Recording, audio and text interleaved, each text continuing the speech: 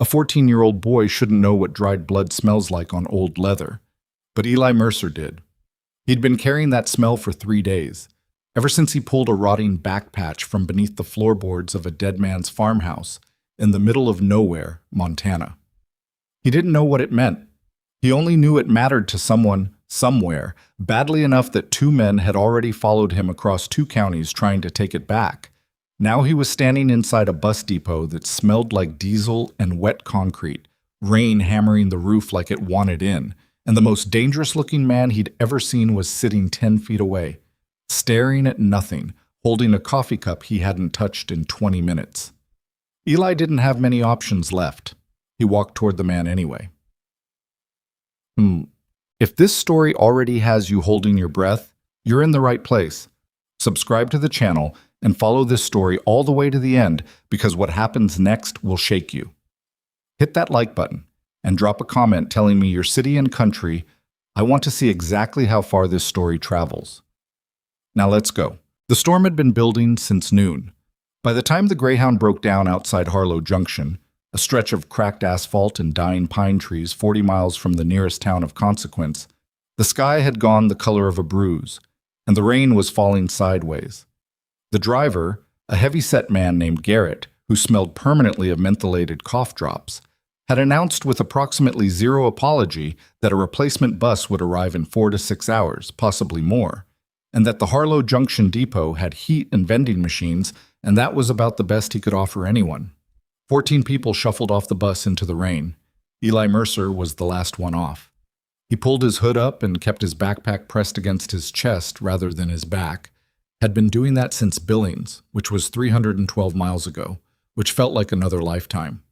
The backpack wasn't heavy, it wasn't supposed to be, but what was inside it had turned heavy somehow, the way a secret does when you've been carrying it long enough. It pressed against his ribs when he breathed. The depot was a long, low building that had once been some kind of maintenance facility. The waiting area was maybe 40 feet wide. Folding chairs, a cigarette machine from 1989 that still somehow worked, 2 fluorescent lights that buzzed on different frequencies so that the sound built into something almost rhythmic. A vending machine against the far wall hummed a low counterpoint. The floor was poured concrete, worn smooth in the paths people naturally walked, and every boot step echoed slightly, the way sound does in places that have never been designed for comfort. There were maybe 20 people inside when Eli pushed through the door. Truckers.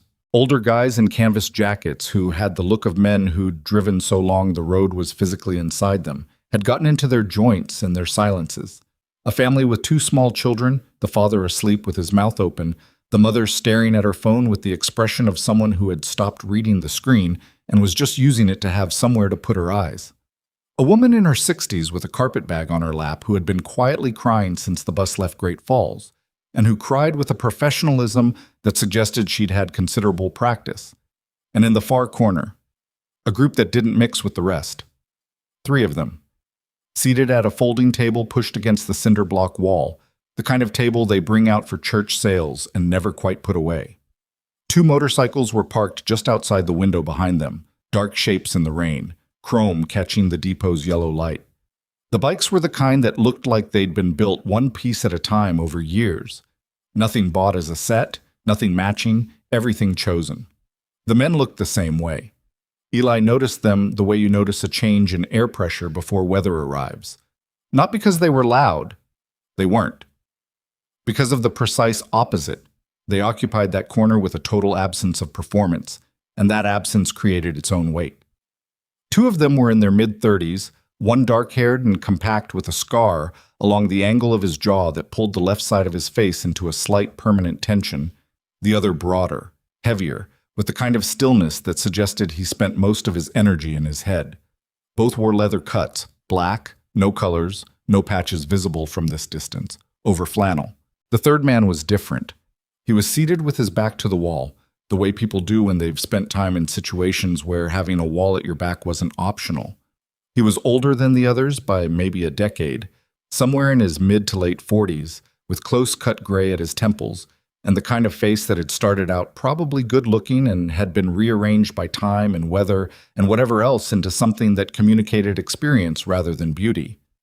A burn scar climbed from below his jacket collar up the left side of his neck and stopped just beneath his ear.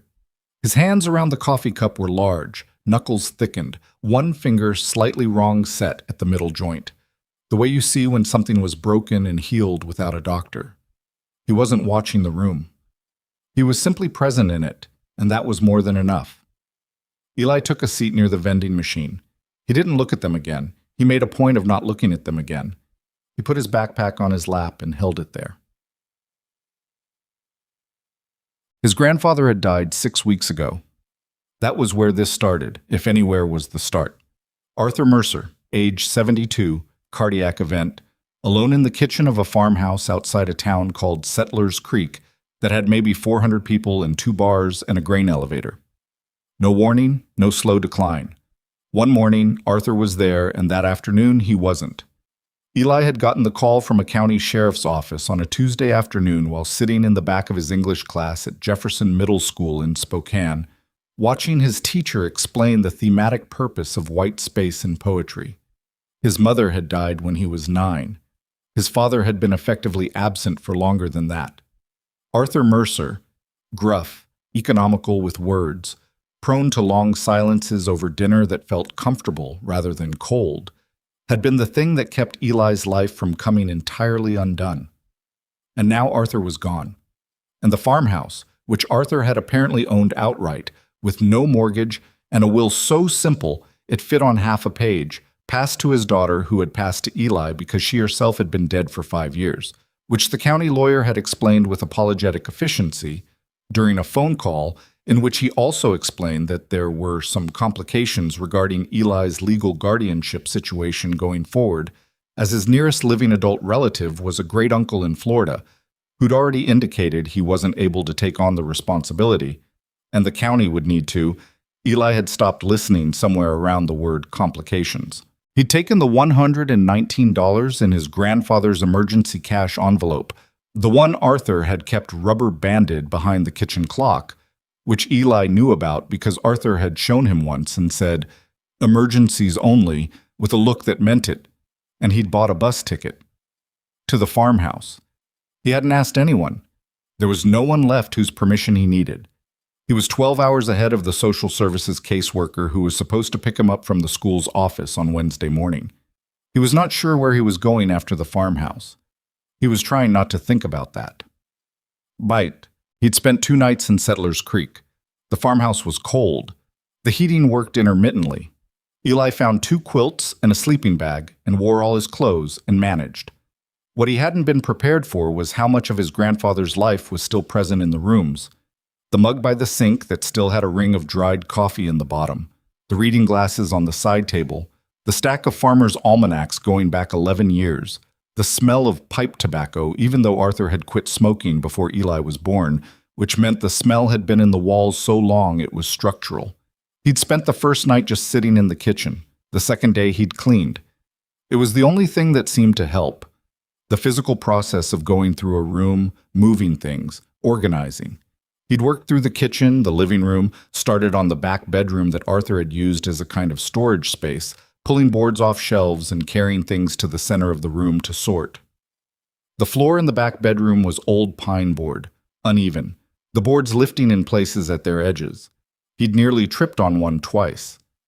The third time he'd crouched down to look at it and noticed that the board wasn't warped or loose from age. It had been cut. Precisely at both ends, the cuts old and darkened, but cuts. He could see the edge of the gap where the wood didn't quite sit flush. He'd gotten a kitchen knife, pried it up. The space beneath was barely 10 inches deep, dug into the earth between the floor joists and lined with a piece of oilcloth gone dark and stiff with age. Inside the oilcloth, a ledger with a cardboard cover and no markings on the outside. A folded paper inside an envelope. A rusted key on a wire ring, stamped with a shape he couldn't immediately identify. A gear or a symbol, worn too smooth to read clearly. Several photographs, black and white and grainy, faces he didn't recognize, locations he couldn't place. And the patch. It was the size of a man's palm, roughly, leather-backed and embroidered, what bikers called a center patch or a back patch. Eli knew that much from having grown up in a town where riders sometimes came through.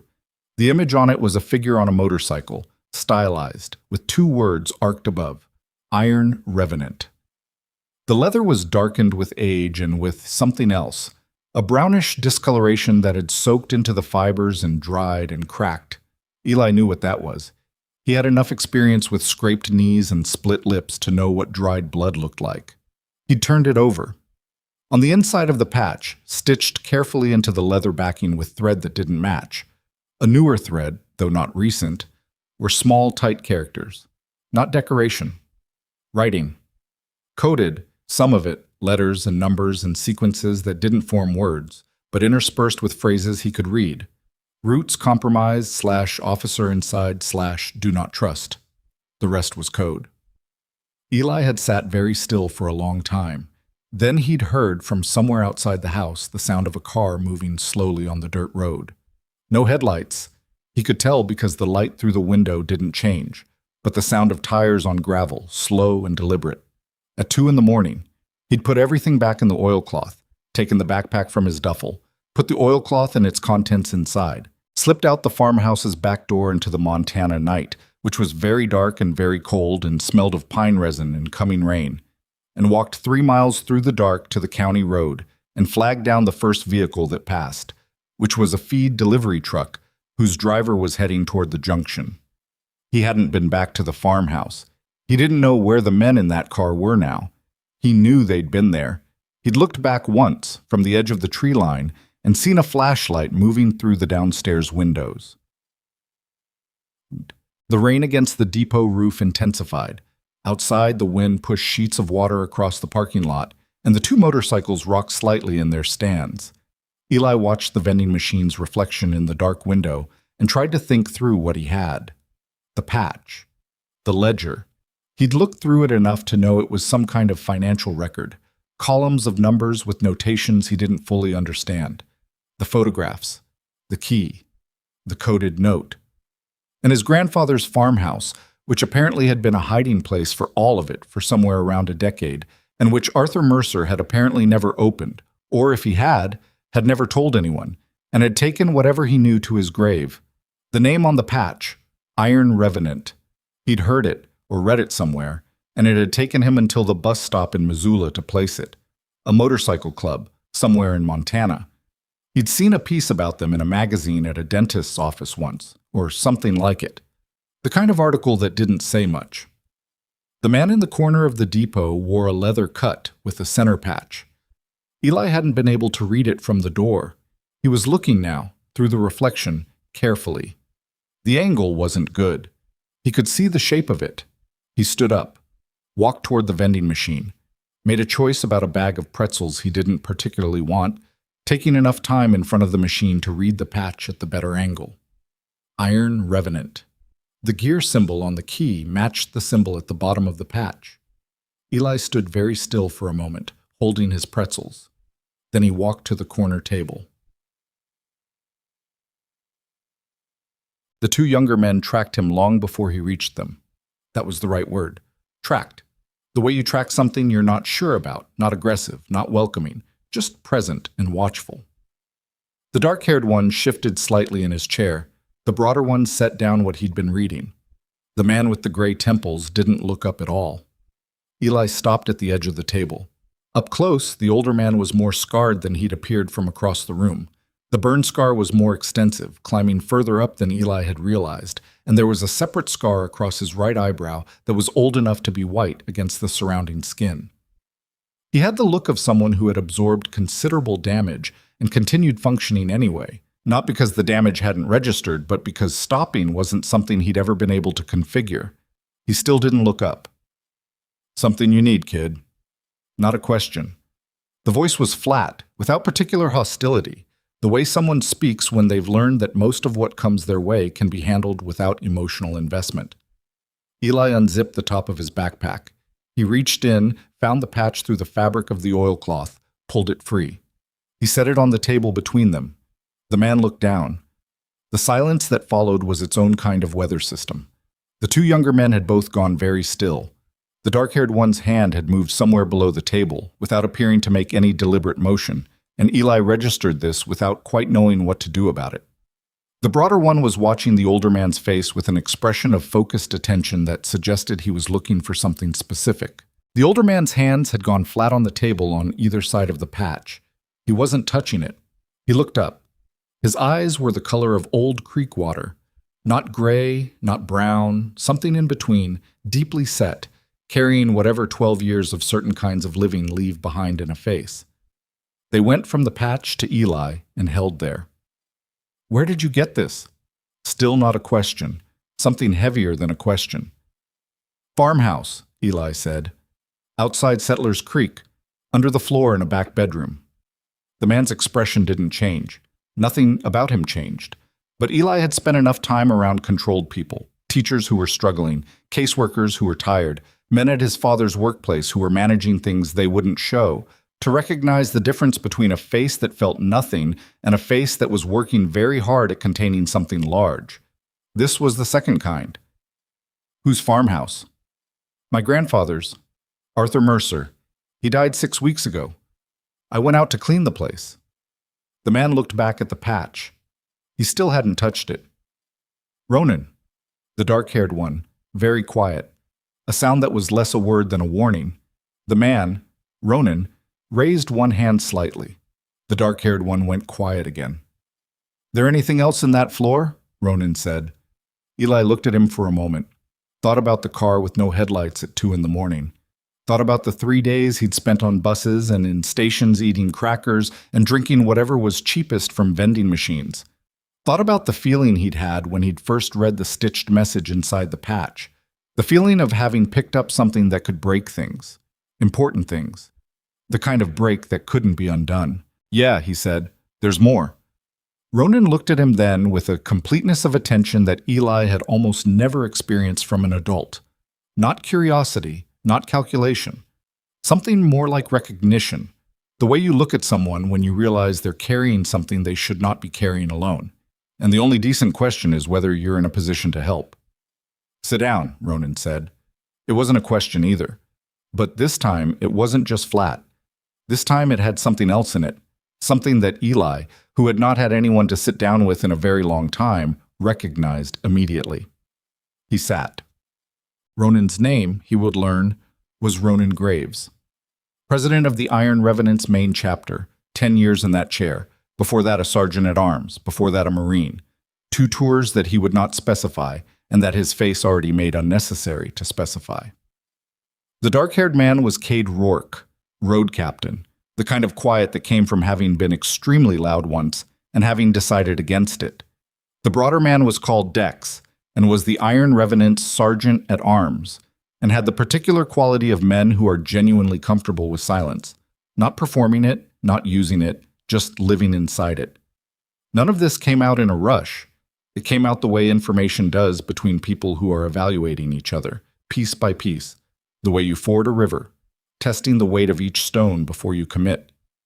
Eli told his piece first. He kept it short, which was how he'd learned to talk about things.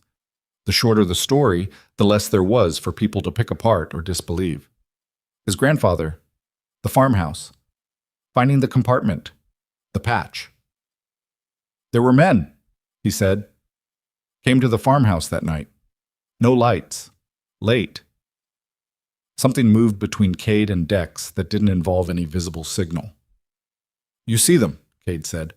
"Saw their light through the windows. Flashlight. Left before they saw me." "How long after you found the floor compartment?" Eli thought about it. "Maybe 4 hours?" Another one of those silent exchanges. Ronan hadn't moved. He was looking at the patch on the table between them, and Eli couldn't read what was in his face because it had gone somewhere private, somewhere interior, and what was left on the surface was just the working structure of a man holding himself together. "Ghost," Dex said.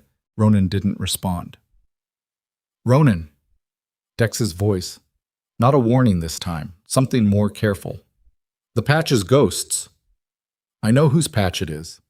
The words came out level and controlled, and underneath them was something that Eli felt in his chest rather than heard, the way you feel the frequency of a large engine more than you actually hear it. Eli looked between them. "Ghost." Nobody answered. Was that someone's name? Ronan picked up the patch.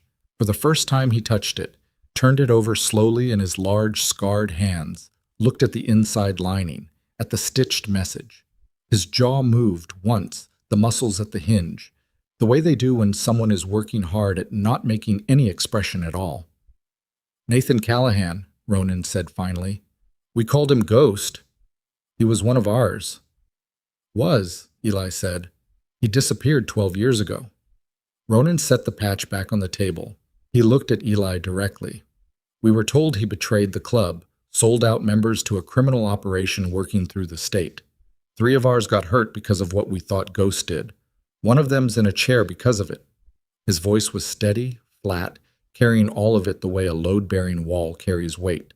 Not comfortably, but necessarily. "We buried an empty casket 8 months after he vanished. Put it to rest. Or thought we did." "The writing on the inside of the patch," Eli said. "I saw it. It says, I know what it says." Ronan's eyes found his. "I need you to tell me everything else that was in that floor." Outside, something changed. Eli noticed it before he could have explained why. Some shift in the ambient noise, the particular way the rain adjusted, a sound beneath it, or a sound that stopped. He'd been around enough situations in the last 3 days to know that his instincts had been recalibrated, that they were now returning information faster than his brain was processing it. He looked toward the window. The parking lot was lit by a single floodlight on a high pole, and the rain was visible in it, gray sheets of it, and the 2 motorcycles standing in their dark shapes at the edge of the light. There were 3 cars now. At the far edge of the lot, in the shadow beyond the floodlight's reach, 3 vehicles that had not been there 20 minutes ago. Dark, no logos. Parked at angles that didn't suggest people who'd arrived to wait out a storm. Cade was already looking. "Ronan," he said, "I see them." Eli felt the specific cold that isn't about temperature. The cold that moves from the sternum outward, that says something is wrong in a way that the rational mind is still catching up to. "Who are they?" he said. Ronan looked at him, and Eli saw it then, the thing underneath the controlled surface, the thing a man carries when he's spent 12 years believing a brother betrayed him. And 3 days ago a boy set a dead man's patch on a table, and the entire architecture of that belief started to crack. "People who don't want that floor compartment to exist," Ronan said. He stood. And when Ronan Graves stood, both of the men with him stood at the same moment, with the synchronized quality of people who have practiced being in danger together long enough that they no longer need to discuss it. Cade moved toward the window, not directly in front of it, angling beside it, looking from the edge. "3 vehicles," he said. 4, maybe 5 per vehicle. "That's not bikers," Dex said. "No," Ronan said. "It's not." He looked at Eli, 14 years old, sitting in a folding chair in a bus depot in the middle of a Montana thunderstorm, holding a backpack that apparently contained something important enough to mobilize more than a dozen armed men to follow a child across 3 counties. "That backpack," Ronan said. "What else is in it?" Eli's hands tightened on the straps. He had spent 3 days not trusting anyone, had run from an empty farmhouse in the middle of the night because he'd trusted his instincts about a car with no headlights, had ridden 4 buses and spent his last $40 on a ticket he hadn't been sure where it was taking him, and had walked across a bus depot and put a dead man's patch on a table in front of the one person who might be able to explain what it meant. He looked at Ronan Graves, at the burn scar, at the old break in the finger, at the eyes that were carrying 12 years of the wrong story about a man named Ghost, and made a decision. "A ledger," Eli said. "Photographs. A key. And a coded note that says, 'Routes compromised, officer inside, do not trust.' And then a bunch of numbers and letters I can't read." The sound that came out of Dex was not a word. Cade turned from the window and looked at Ronan with an expression that contained something Eli couldn't fully interpret. Calculation and something older than calculation. Something closer to grief, moving in a direction it hadn't been pointed in a long time. "Ghost put everything in that floor," Cade said. He knew he wasn't going to make it out. Ronan's hand was on the table, flat, still, and he hid it in a farmhouse belonging to a man named Mercer. He He looked at Eli. Your grandfather ever know Nathan Callahan? Eli opened his mouth, closed it, thought about it, really thought, the way you do when a question rearranges something you thought you understood. Arthur Mercer, who'd never talked much about his past, who had a specific quality of reticence around certain subjects, who had been in Montana his entire life, who had died leaving a floor compartment in his back bedroom and had never once mentioned it. I don't know, Eli said. But he thought about the way Arthur had shown him the emergency cash once, had said emergencies only, and hadn't looked away while he said it, had looked directly at Eli with an intensity that felt right now, 12 years after the fact, like something it might have taken an old man a long time to work up to.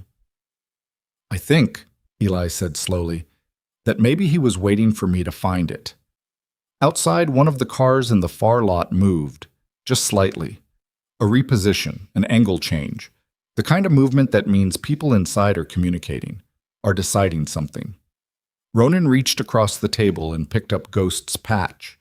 He held it for a moment, looking at it the way you look at something that changes the shape of 12 years. Then he put it in the inside pocket of his cut, against his chest.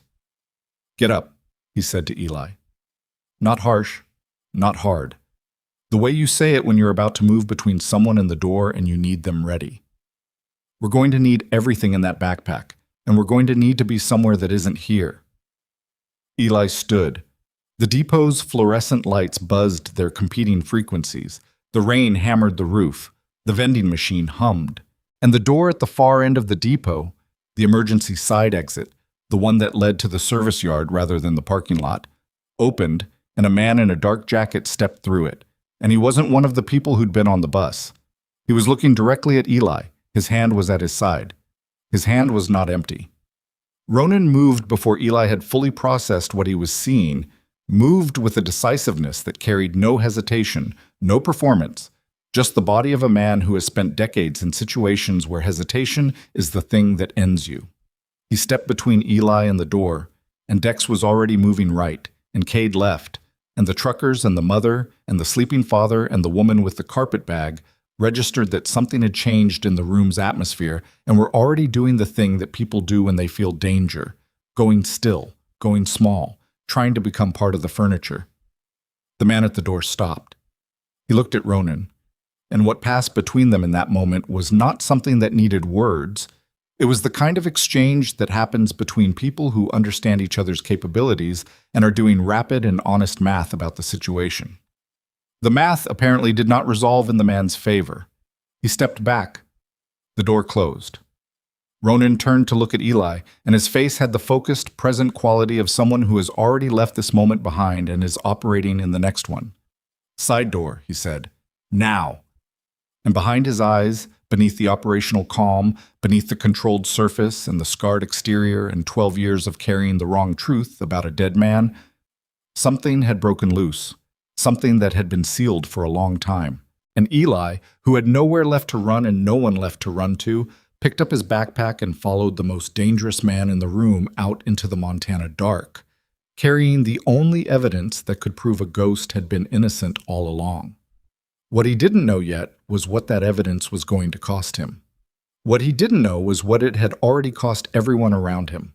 And what he didn't know, what no one in that depot knew yet, was that the man who had sent people to follow a 14-year-old boy across 3 counties was someone the Iron Revenants had trusted with their lives, someone who was still in the club, someone who had been there, at the empty casket, when they buried Nathan Callahan's memory, and who had spent 12 years making sure that memory stayed buried. The service yard behind the depot was a graveyard of old equipment, a rusted fuel tank on a concrete pad, 2 flatbed trailers with flat tires, a chain-link fence that had been repaired so many times it looked like scar tissue. The rain came down in solid curtains. The floodlight from the front lot reached this far only as a gray ambient wash, enough to see shapes, not enough to see faces. Ronan moved without hesitating through the dark, his boots finding the ground with the certainty of someone who navigates by something other than sight. Eli followed, backpack hugged to his chest, rain hitting his face and running into his collar. Behind them, Cade pulled the depot door closed with deliberate quiet. Dex had gone the other way. Eli hadn't seen where, hadn't been told, and understood somehow that this was by design. "Where are we going?" Eli said, kept his voice low without being asked. "Around," Ronan said. That was it. That was all he got. They moved along the chain-link fence toward the far corner of the yard, where a gap had been bent back and never properly fixed. Ronan went through it sideways, leather cut snagging briefly on a wire end, pulling free without comment. Eli went through after him and caught his jacket on the same wire and felt it tear along the shoulder seam, a clean rip, cold air flooding in through the gap. He didn't say anything, kept moving. The back of the lot connected to a service road, unpaved, running parallel to the county highway behind a stand of pine. In the dark and the rain, the pines were just a wall of sound, the particular white noise of needles in heavy rain, which was different from leaves, lower and denser and continuous. Ronan stopped at the tree line, stood and listened. Eli listened too. He couldn't hear anything specific, but Ronan was reading something, some frequency in the night that Eli's ears hadn't been trained to catch. Whatever he found satisfied him enough to move again, bearing left along the service road. "There's a fuel station," Ronan said. "Half-mile." "Your bikes?" "Kate'll get the bikes." "Those men from the parking lot." "I know." The flatness of it wasn't dismissal. It was the sound of a man managing multiple problems in sequence and communicating that he has prioritized them and doesn't need help with the order. Eli stopped talking and walked. The fuel station was a two-pump operation with a fluorescent canopy and an attached garage whose roll door was down, the kind of place that exists because of distance rather than demand. The next station was 22 miles, and 22 miles in Montana winter meant something. A handwritten sign on the office door said, "Back at 9 a.m., with the 9 written over something else that had been scratched out. Ronan tried the office door. Locked. He tried the side door to the garage. Not locked. The interior smelled of motor oil and sawdust and the particular cold of a space that holds heat reluctantly. Ronan found a light switch and got a single work lamp in the corner, which was enough. He pulled the door mostly closed behind them, left a 2-inch gap for sound. Eli stood in the middle of the concrete floor, rain dripping from his hood, and tried to figure out what he was supposed to do with himself. Ronan leaned against the far wall with his arms crossed, looking at the middle distance, and for a minute or two said nothing at all. The work lamp threw his shadow large and angular across the wall behind him. His jaw was working again. That small muscular tension at the hinge, the tell of internal effort. "How much of the note did you read?" he said finally. "Enough." "Tell me what enough means." Eli pulled the backpack off his shoulders and set it on an empty workbench, unzipped it. The oilcloth was inside a plastic bag he'd found in a gas station in Missoula and used to waterproof it. He took it out, unwrapped it, spread the contents on the workbench with the careful organization of someone who had already spent hours trying to arrange them into sense.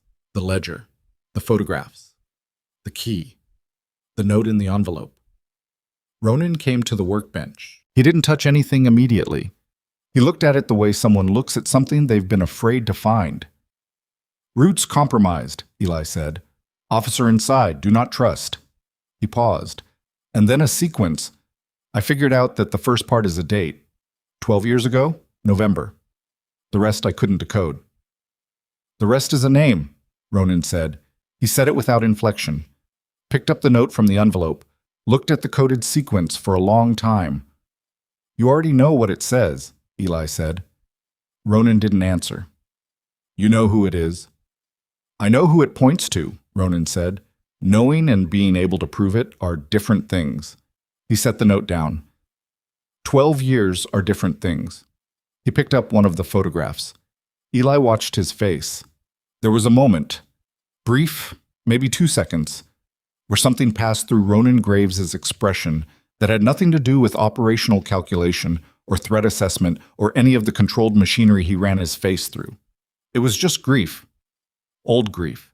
The kind that has been compressed by time into something very dense and very small. And when it surfaces, it doesn't look like sadness. It looks like a man who is very tired being reminded of exactly why. He set the photograph down, picked up the ledger, opened it to the middle. Ghost was an accountant, he said. Before the Corps, before the club, he did books for a shipping company in Billings. Hated it, but he remembered how. Ronan turned a page. When he started finding the discrepancies, money moving through club-adjacent businesses, routes being sold, he knew what he was looking at. He documented it the only way he knew how. Who was moving the money? A man named Harlan Voss. Ronan said the name the way you say something that has been living in your mouth for a long time and you've decided to let it out. He ran construction contracts through half the state. Legitimate front. Behind it, money from trafficking, people, product, both, got clean through the build contracts. Phased payouts, subcontractor layers, the kind of structure that takes forensic accounting years to unravel. And someone inside the club was helping him.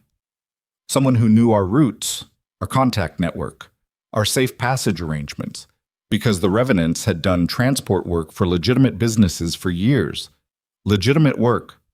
His voice didn't change, but something in it did. Ghost figured out the inside man, figured out who was feeding Voss the access, and before he could bring it to me, he stopped. The rain hit the garage roof. He disappeared, Eli said, 3 days before he was supposed to come to me with everything. Ronan closed the ledger. Instead, 2 of our members found evidence planted in Ghost's quarters, paperwork suggesting he was the one feeding Voss, suggesting the money moving was Ghost's operation, not something he was exposing. He set the ledger on the workbench. I believed it. The last 3 words landed differently from the rest. Not louder, quieter, the way a statement becomes a wound by understatement. You believed it, Eli said. For 12 years. Ronan looked at him, and whoever planted it knew me well enough to know what I'd believe. Kate arrived 20 minutes later, wet to the bone, with the 2 bikes running quiet along the service road and a third man behind him on a separate machine that Eli hadn't seen before. The third man was older than Cade, maybe 50, with white hair cut close and a prosthetic right hand. Not the modern kind that tried to look organic, but the mechanical kind. A hook arrangement, functional and unadorned. He came into the garage and looked at Eli the way you look at a math problem someone has handed you unexpectedly. Who's the kid? He said. He found Ghost's floor cash, Ronan said. The white-haired man looked at the workbench, at the ledger and the note and the photographs. He said nothing for a moment, then, That's Priest, Cade told Eli. Priest is my road name, the man said. I'm the club's historian and theoretically its treasurer, which means I'm the one who would have caught the money discrepancies 12 years ago if I'd been looking in the right direction. He said it without self-pity, with the flatness of a fact that has been examined from every angle and accepted in its full dimension. What's the date on the coded sequence? Eli told him. Priest crossed to the workbench and looked at the note, tilting it under the work lamp. November 14th, he said. Ghost went missing November 17th. 3 days, Cade said. He hid the cash between the 14th and the 17th. Priest put the note down. He knew he was compromised. He knew whoever it was had gotten close. Ronan was looking at the key. He hadn't picked it up yet. The key, he said to Eli. You find anything it opened? No. It's for a storage unit or a lockbox, Priest said. The stamp on the head. I've seen that. It's a brand, commercial, the kind you find at a facility with a rental unit system. He leaned closer. The numbers on the shaft are a unit code. There's a facility code on the bow. Here.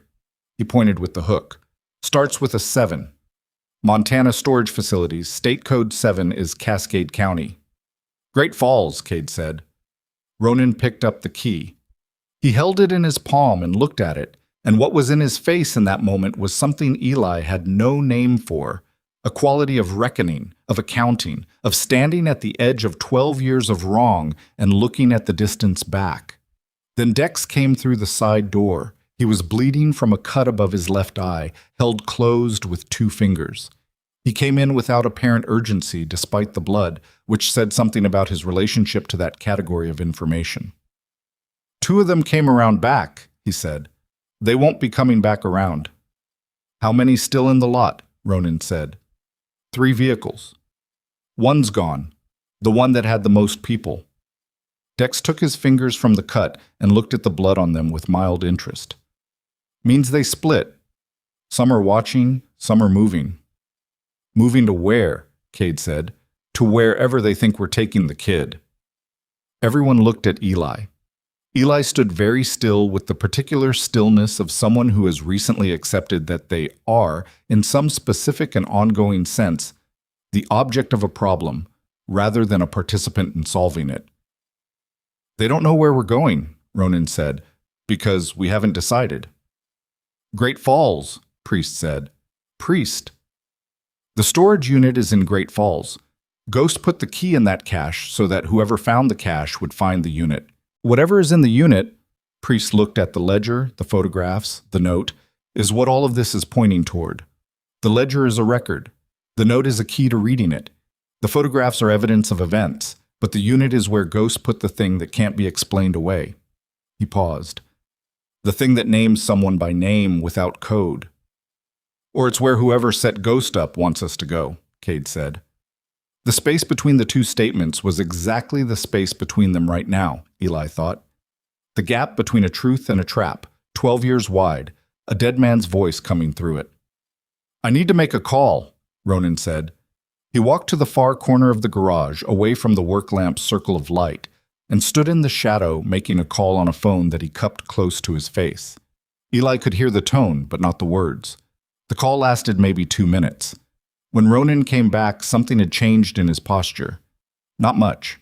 A degree of tension that hadn't been there before, somewhere in the shoulders. Chapter meeting, he said. There's a Revenant safe property 60 miles north of here. We move tonight. All of us, Cade said. All of us. Cade looked at Eli. Kid rides with me, Ronan said. It wasn't up for discussion. Eli had never been on a motorcycle. He discovered this was an inadequate frame for what the experience actually was. It wasn't a vehicle, or it was a vehicle the way a storm is a weather event.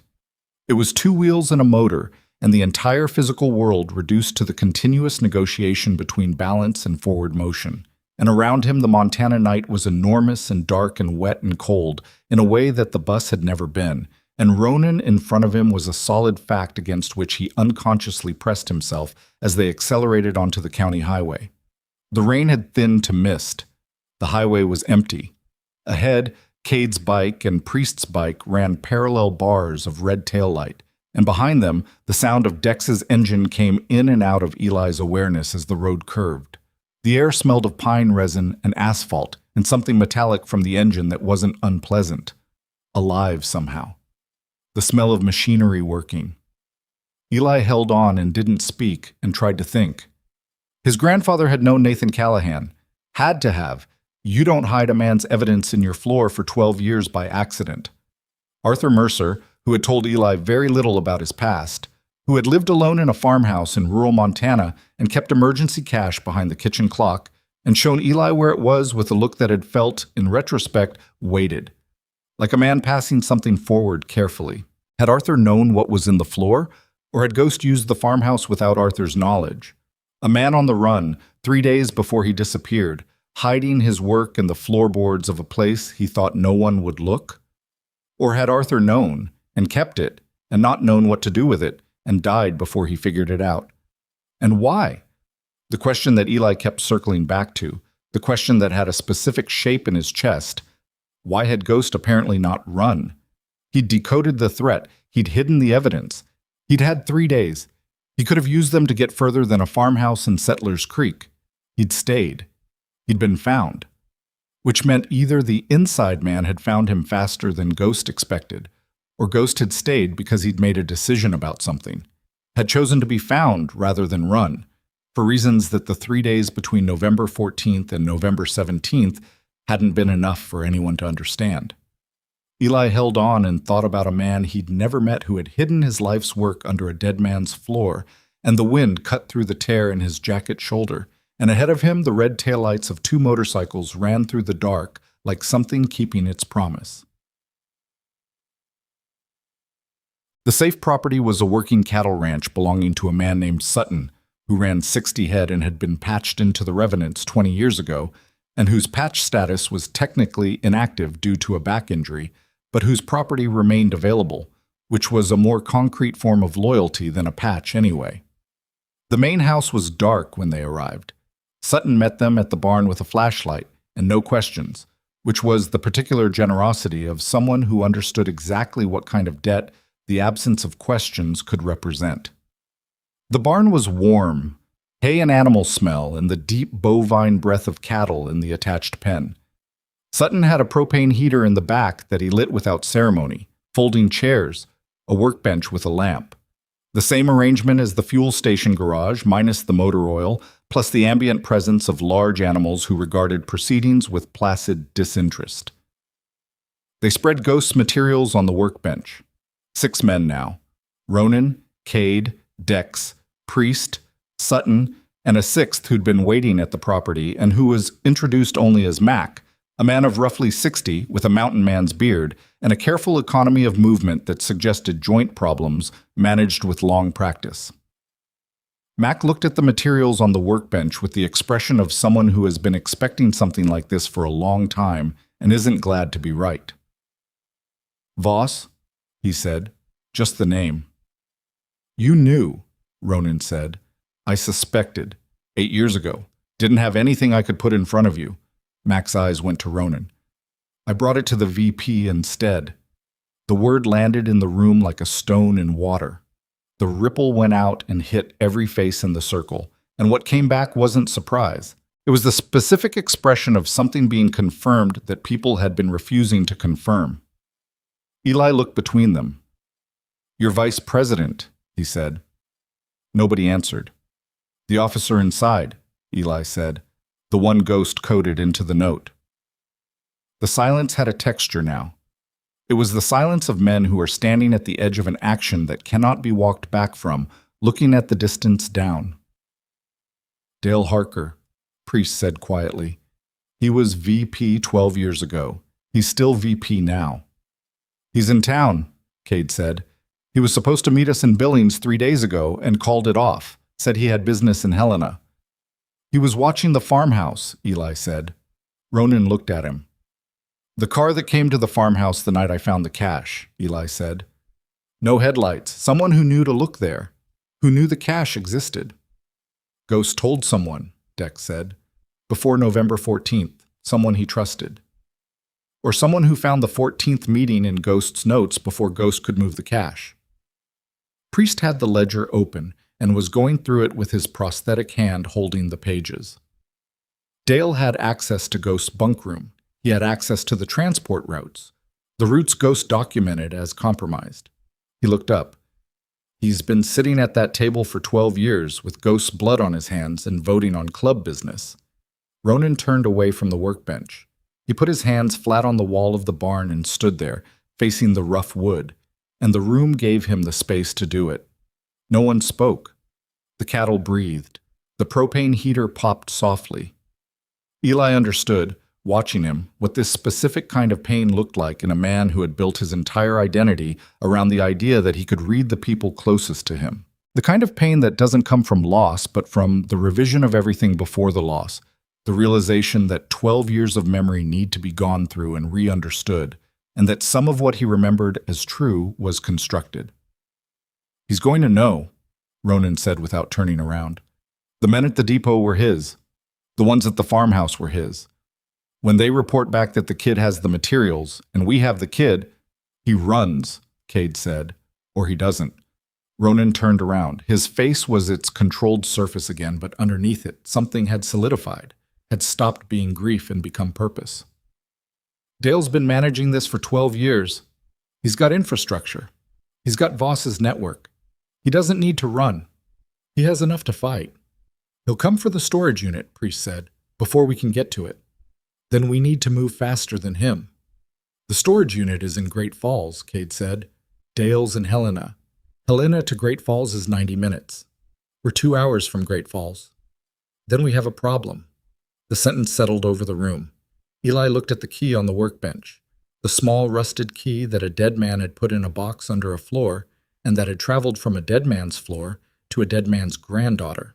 No, grandson, Arthur hadn't had a daughter, had only had Eli's mother, and Eli's mother was... The key had traveled through 2 deaths to get here, to this barn, to this circle of men who were 12 years into carrying the wrong version of a story. He picked up the key. Everyone looked at him. "I can call ahead," Eli said, "to the facility. I can tell them I'm coming and ask them to lock access to unit." He checked the key shaft. 744 until I get there personally. "You're 14, Dex said. "My grandfather's name is on the rental." He wasn't certain of this, but he said it with the certainty of someone working through the logic at speed. Arthur Mercer. The unit was rented under his name. Ghost would have needed someone whose name wouldn't raise flags, who had no connection to the club. A civilian name, local, low profile. He looked at Ronan. If Arthur Mercer rented the unit, then his next of kin has a claim to it. "I'm his next of kin." Priest looked at him for a long moment.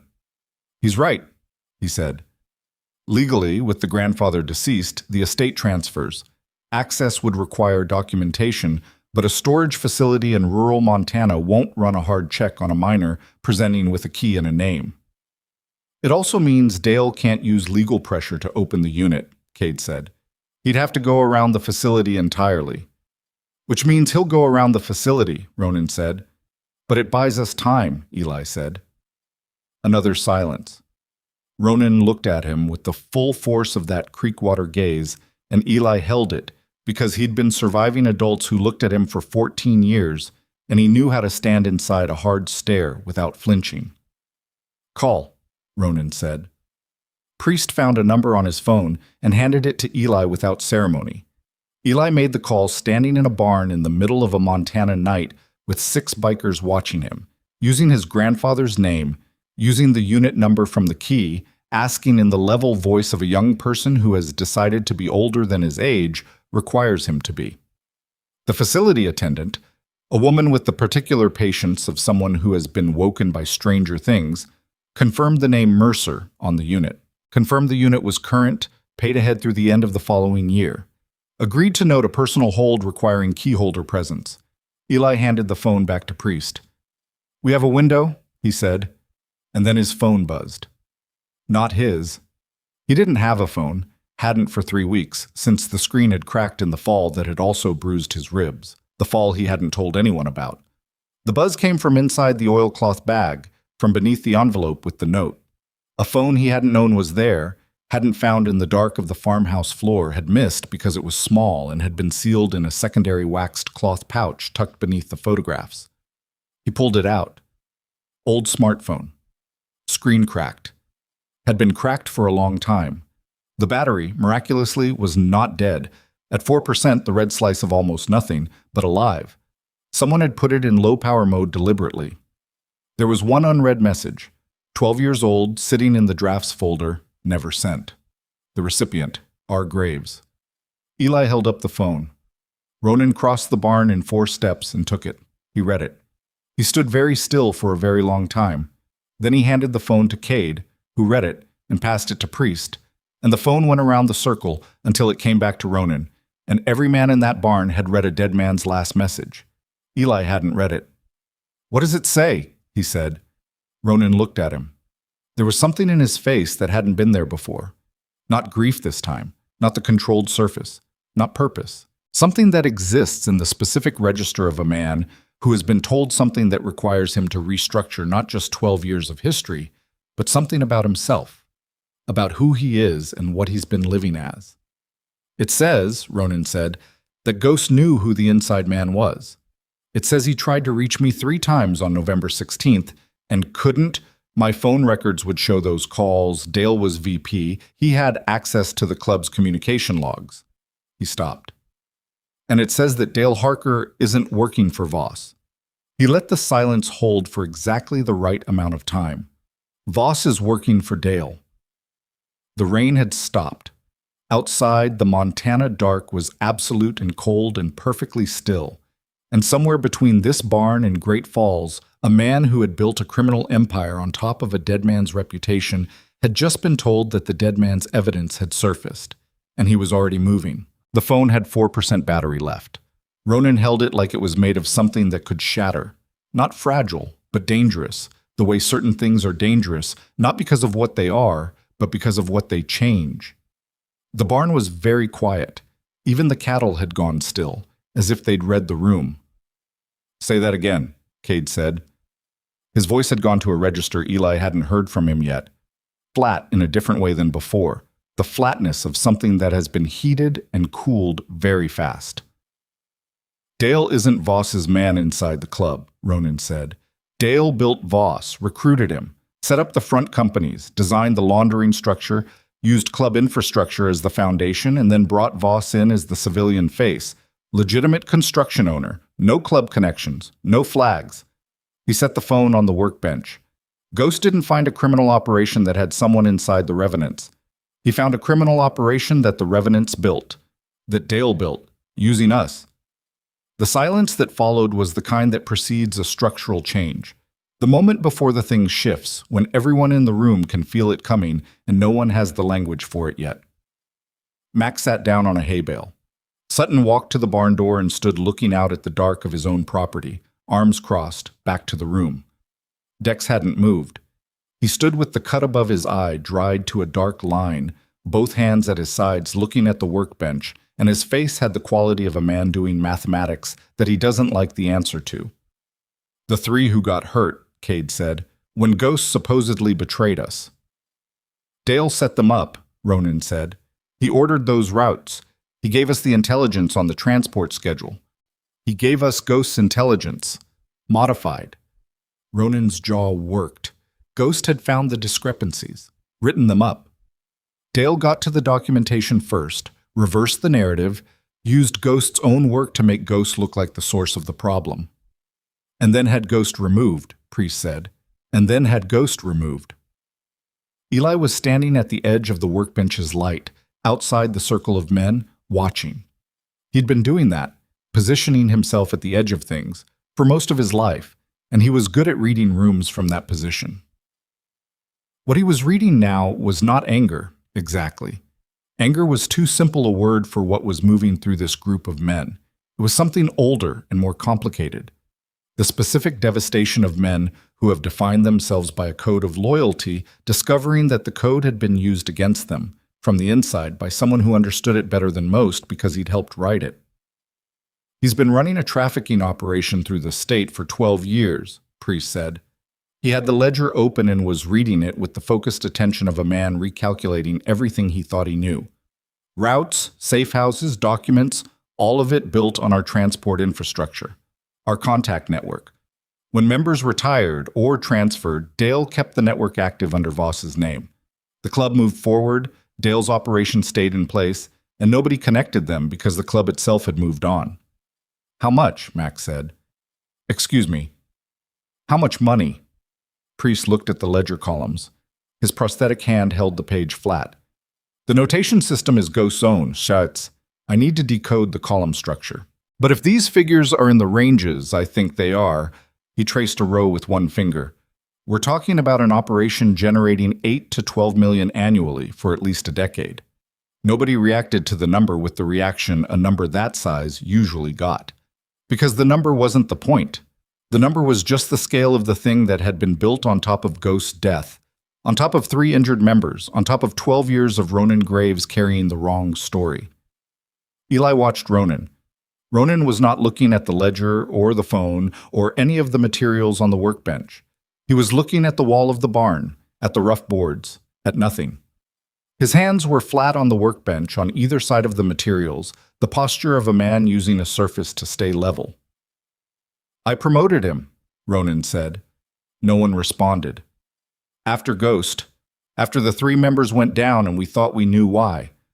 I promoted Dale, Sergeant-at-Arms to VP because I needed someone I trusted to rebuild the internal structure."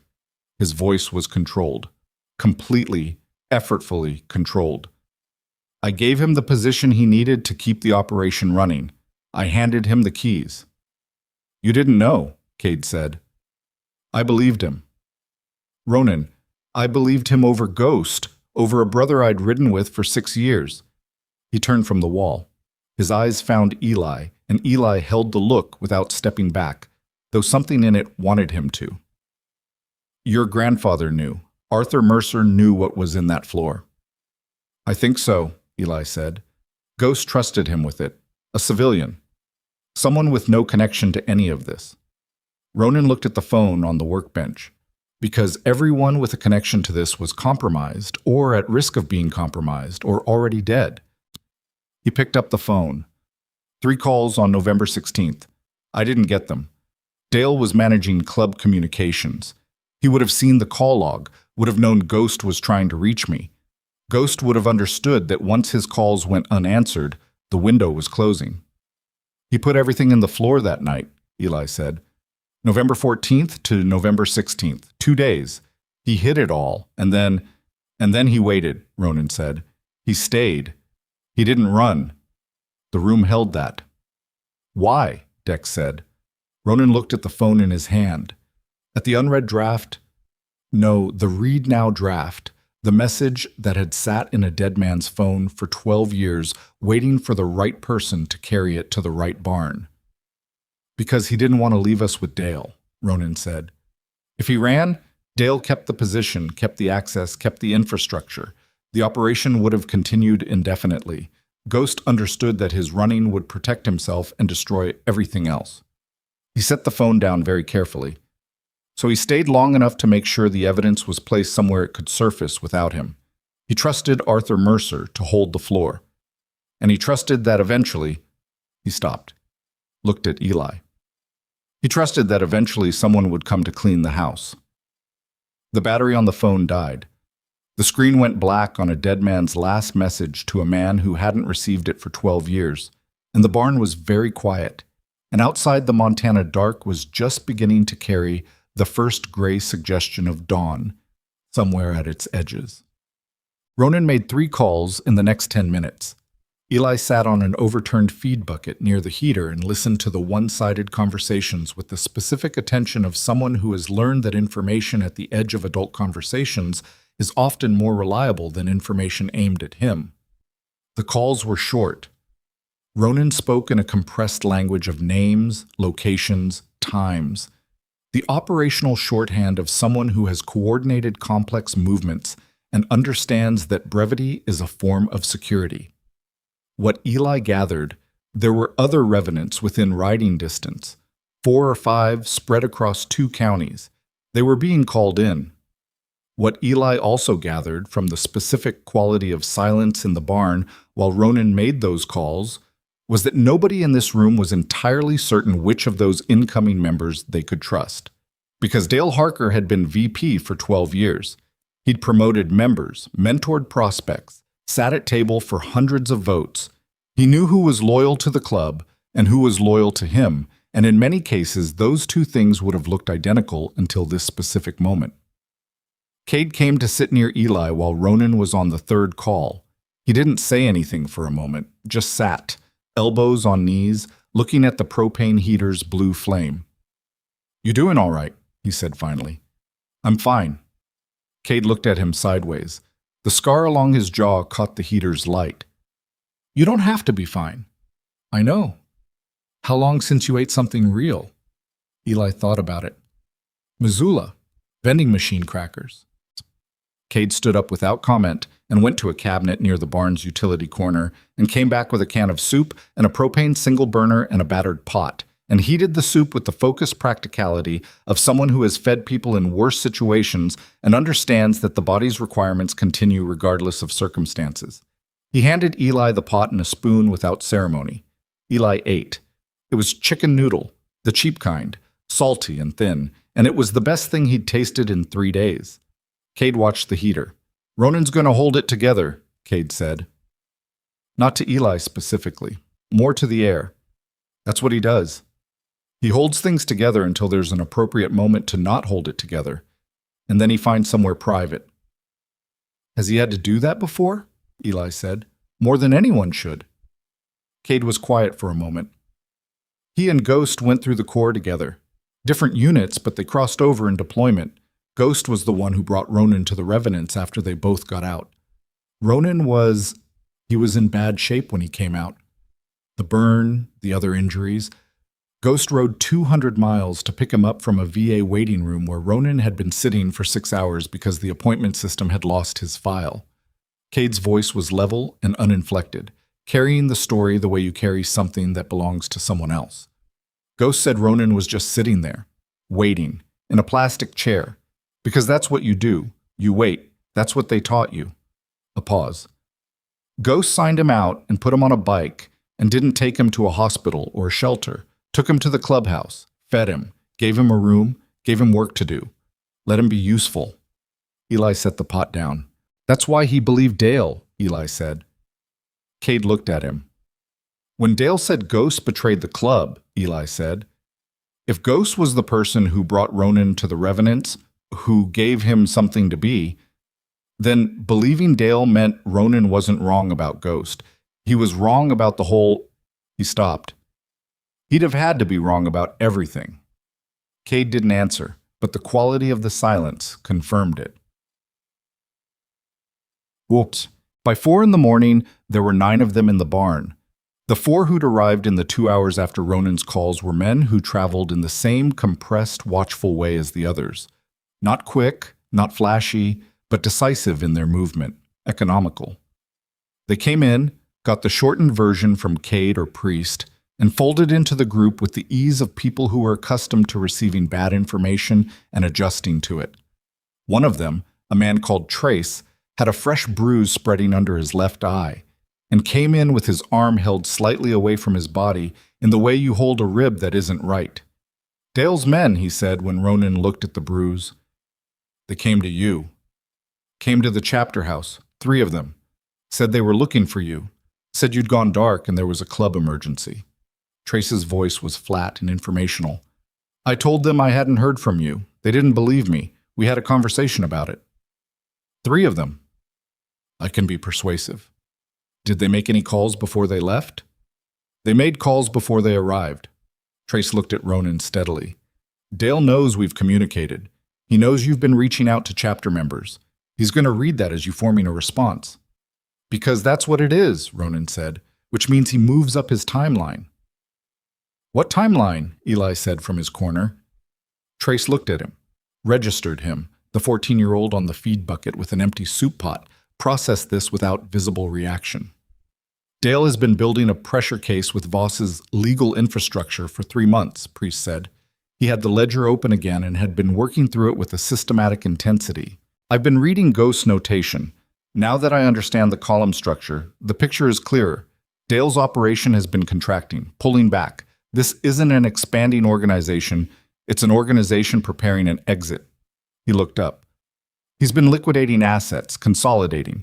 6 months ago, he moved a significant sum, Ghost's notation suggests somewhere in the 8-figure range, through a series of construction contract payouts that would be untraceable without the ledger to follow them. He's leaving, Cade said. He's already leaving. He's been leaving for months. The storage unit, the farmhouse surveillance, the men at the depot. This isn't Dale protecting an ongoing operation. This is Dale cleaning up a trail before he disappears. Priest's prosthetic hand turned a page. Ghost's evidence is the one thing he can't leave behind. It's the thread that unravels the exit.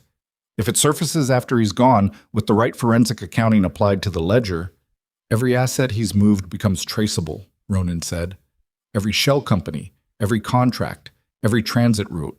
He loses the money, and he loses the exit. He'd be extraditable from wherever he's going. Priest closed the ledger. He needs the cash destroyed and the key rendered useless before he can complete the exit, probably within 48 hours. Eli felt the cold again, the non-temperature cold. It moved through him from the sternum outward and settled in his hands. The storage unit, he said. He knows it exists. He would have found Ghost's notes on the safe house, Priest said. The farmhouse surveillance confirms he knew about the cash. The cash led him to the property key, which means he's already at the storage facility, Eli said. Everyone looked at him.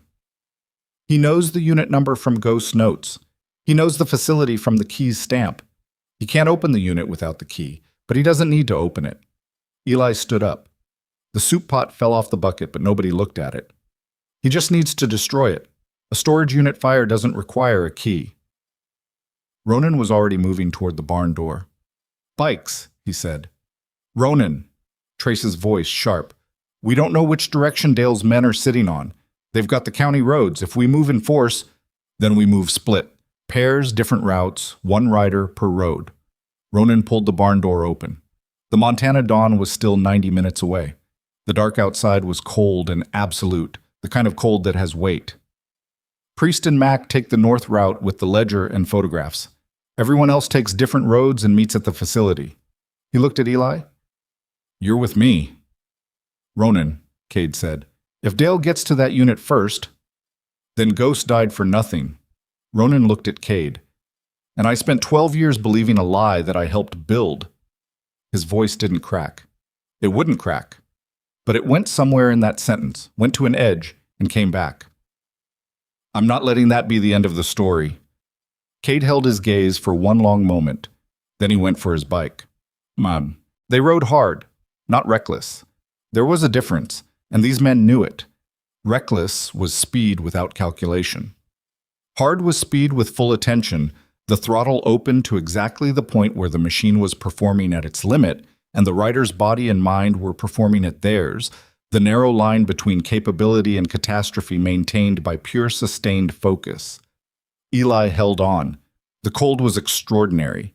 His jacket's torn shoulder let air in directly against his skin, and his face above the collar went numb within minutes.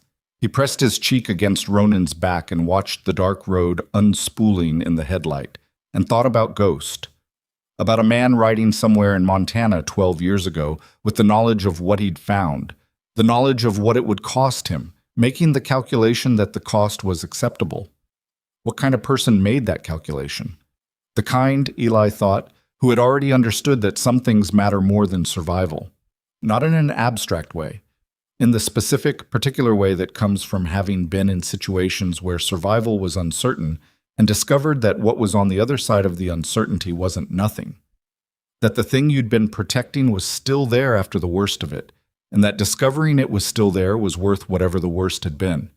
He didn't know if he was that kind of person. He thought about Arthur Mercer keeping a floor for 12 years, not opening it, not doing anything with what was inside it, just maintaining it, paying property taxes, keeping the house standing, being a body in proximity to something that needed to be found by the right person at the right time. Had Arthur been afraid? Eli thought he probably had, but Arthur had also been the man who kept emergency cash behind the kitchen clock and showed his grandson where it was with a look that said, "Emergencies only," and perhaps had been saying, without the words for it, that someday Eli would know an emergency when he saw one and would know what to do. Here he was. Wolves. The Great Falls Cascade Storage Facility was a low complex of orange metal units arranged in a grid, lit at the perimeter by high-mounted security lights that turned the wet asphalt into a mirror. At 5:17 in the morning, the facility was closed, the main gate locked, the office dark. 3 vehicles were parked on the access road outside the gate. Not 3, 4. Eli counted them as Ronan slowed and cut the headlight 100 meters out, coasting to the shoulder behind a roadside electrical box. 4 vehicles, Eli said quietly. "I see them." "How many men?" "Enough." Ronan sat very still on the idling bike, engine barely above a whisper, studying the arrangement. "Unit 744 is in the second row from the back fence. I can see the row from here, third light standard on the right." Eli looked where he indicated. One of the security lights on that row was dark, not burned out. The housing was intact, the bracket was right. Someone had reached it. Someone who didn't want light on that particular section. "They haven't opened it yet," Eli said. "They're waiting." "For what?" Ronan didn't answer immediately. He was looking at the vehicle arrangement, the specific geometry of how they were parked, the angles. Eli had learned in the last 4 hours to pay attention when Ronan went quiet while looking at something, because the silence meant he was reading something that wasn't immediately visible. "They're not waiting for the unit," Ronan said. "They're waiting for us." The cold that moved through Eli this time was different from the previous ones. It was specific, targeted. "They know we're coming," he said. "They knew before we left the barn." Eli heard the implication and followed it to its end and felt it arrive somewhere in his chest with the force of something landing after a long fall. "Someone in the barn," he said. "Someone who called ahead, probably before the meeting was 20 minutes old." "Who?" "I don't know yet." Ronan's voice was very even. "But I counted 9 people in that barn, and I'd trust 6 of them with anything. The other 3, he stopped. "The other 3 I trust differently." Eli thought about the 4 men who'd arrived after Ronan's calls. Trace with the bruised eye and the held rib. The other 3 whose names he hadn't caught, who'd come in and folded themselves into the group with the ease of people accustomed to bad information. Too easy, maybe. The ease of people who already knew the information wasn't bad for them. "Trace," Eli said. Ronan said nothing, which was its own answer. "He said Dale's men came to the chapter house," Eli said, "that they had a conversation, that he was persuasive. He watched the dark storage facility. But he walked in without any real damage. A man who physically overcame 3 people in close quarters to protect sensitive information walks in with a bruised eye and a sore rib." "It crossed my mind," Ronan said. "Why did you let him ride?" "Because if I'd stopped him, he'd have called Dale from wherever I stopped him." Ronan's jaw, that tension at the hinge. "Better he think we don't know. Better he call from the road with our direction and our composition and give Dale the information that leads Dale's men to gather at this location." He looked at the 4 parked vehicles, instead of at the barn. Eli absorbed this. "The others are still at the barn," he said. "Priest, Mac, the ledger, the photographs, the note." A pause. "The evidence that doesn't require the storage unit. The evidence that already exists. So even if we can't get to Unit 744, we already have enough to take Dale apart." Ronan's hands on the handlebars. Ghost knew. He split the evidence. The cache in the floor was always meant to be found first. It points toward the unit, yes, but it stands alone. The unit is the thing that names names without code, that gives us something prosecutorial. But the ledger and the photographs and the coded note, with Priest's accounting expertise applied to them. He stopped. "They're already enough." "Then why are we here?" Eli said. The question sat between them. Ronan looked at the dark storage row, at the unit that held 12 years of a dead man's final effort, at the men waiting in their parked vehicles for someone to walk into what they'd arranged. "Because Ghost stayed," Ronan said, "when he could have run. He stayed and put everything in that floor and trusted it to find its way to the right person." He looked at Eli. "And it found its way to you, and you brought it to me." His voice was quieter now, not soft. Quieter the way something is quieter when it's been stripped of everything unnecessary. "Ghost built an exit for everyone except himself. I owe him this unit." Before Eli could answer, his eye caught movement. Not at the gate, not at the vehicles. From the east side of the facility perimeter, where the fence met a dry drainage channel running along the property edge. A figure. Moving along the fence line toward the gate. Not from the parked vehicles, from behind them, from the direction of the access road. Coming in from outside the established perimeter. Moving with the specific quality of someone who is trying to be unseen. The figure reached the gate, produced something, a key or a code. The gate swung inward and walked through. And the figure was small. And the figure moved with a limp that favored the left side. And Eli's eyes adjusted to the security light at the edge of the gate, and he saw the face for 1 second before the figure moved into the unit rows and out of the light. He grabbed Ronan's arm. "That's Cade," he said. Ronan went absolutely still. "That's Cade," Eli said again. "He got here ahead of us. He has a key.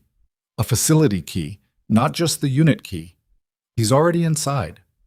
Ronan looked at the gate, at the unit rows, at the 4 parked vehicles whose occupants, apparently, had not seen what Eli had seen from this angle because the gate was in their blind spot from that parking arrangement. "He came a different route," Ronan said, "and he didn't call ahead to tell you." Cade, who Ronan would trust with anything, was inside the facility, alone, heading toward a storage unit that 12 men with weapons were watching from 30 meters away. And Cade didn't know that the 4 vehicles contained people who were waiting for exactly this. Ronan was off the bike before Eli had finished the thought. He grabbed Eli's arm and pulled him down behind the electrical box and put his face very close to Eli's and spoke in a voice that was barely breath. "You stay here. You do not move. If anything happens to me, you run north along the access road. There's a truck stop 4 miles. You ask the first driver you see for a ride to the police substation in Cascade, and you give them my name and the word ironclad. They'll know what it means." He held Eli's arm. "Do you hear me?" "I hear you." "Say it back." "North on the access road, truck stop 4 miles, police substation in Cascade, your name and ironclad." "Good." He released Eli's arm, looked at him for one moment with the full weight of everything this night had been. "You did well, kid. Whatever happens next, you did everything right." He straightened, rolled his neck once, and moved toward the gate with the absolute, unhesitating certainty of a man who has already decided that what is on the other side of this is worth what it will cost, and the only remaining question is whether the cost leaves him standing. Behind him, Eli pressed against the electrical box in the dark, and one of the 4 parked vehicles, the one closest to the gate, turned its engine on. The vehicle's engine turned over with a sound like a decision being made. Eli pressed flat against the electrical box and watched Ronan reach the gate, and he understood in that moment the specific geometry of the disaster assembling itself. Ronan moving forward, Kate already inside and unaware. 4 vehicles full of men who were now activating, and the gate standing open from whatever Cade had used to enter, which meant the barrier between Ronan and the men in the vehicles was now nothing but distance and darkness, and whatever Ronan Graves was made of at 5:20 in the morning after a night that had restructured everything he'd believed for 12 years. The vehicle's headlights came on, full beams, directly at the gate. Ronan stopped. He was caught in the light like something pinned, not frozen, not afraid, just stopped, the way a man stops when he's reassessing at speed. Eli could see his back, the leather cut, the width of his shoulders, the way he stood with his weight slightly forward, not backing up. A door opened. Then another. Men getting out of the vehicle with the unhurried quality of people who believe they have already determined the outcome. Graves. The voice came from behind the headlights. Male, mid-range, carrying the particular flatness of someone accustomed to giving instructions that get followed. Step away from the gate. Ronan didn't move. The materials, the voice said. Where are they? I don't know what you're talking about, Ronan said. His voice carried across the distance without strain, without elevation, with the quality of a man who has been in rooms where the person across from him had the leverage and has learned that volume is not the same thing as strength. Last chance to do this without Dale. Ronan said the name loud and clear and aimed it past the headlights like something thrown. I know you're in one of those vehicles. Come out and say it to my face. A silence. Eli counted it. 4 seconds. 5. A rear door on the second vehicle opened. The man who got out was not what Eli had expected, without knowing he had expected it, something that looked like villainy, that wore its nature on the outside. Dale Harker was perhaps 55, heavy-set in the way of a man who'd been physically powerful in his youth and had retained the frame without the maintenance, with a beard gone mostly silver and the kind of face that had probably seemed warm once, the kind that smiled with its whole surface.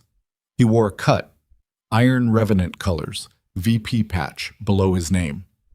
And he walked toward the gate with his hands at his sides, and he looked at Ronan with something that wasn't quite regret and wasn't quite contempt.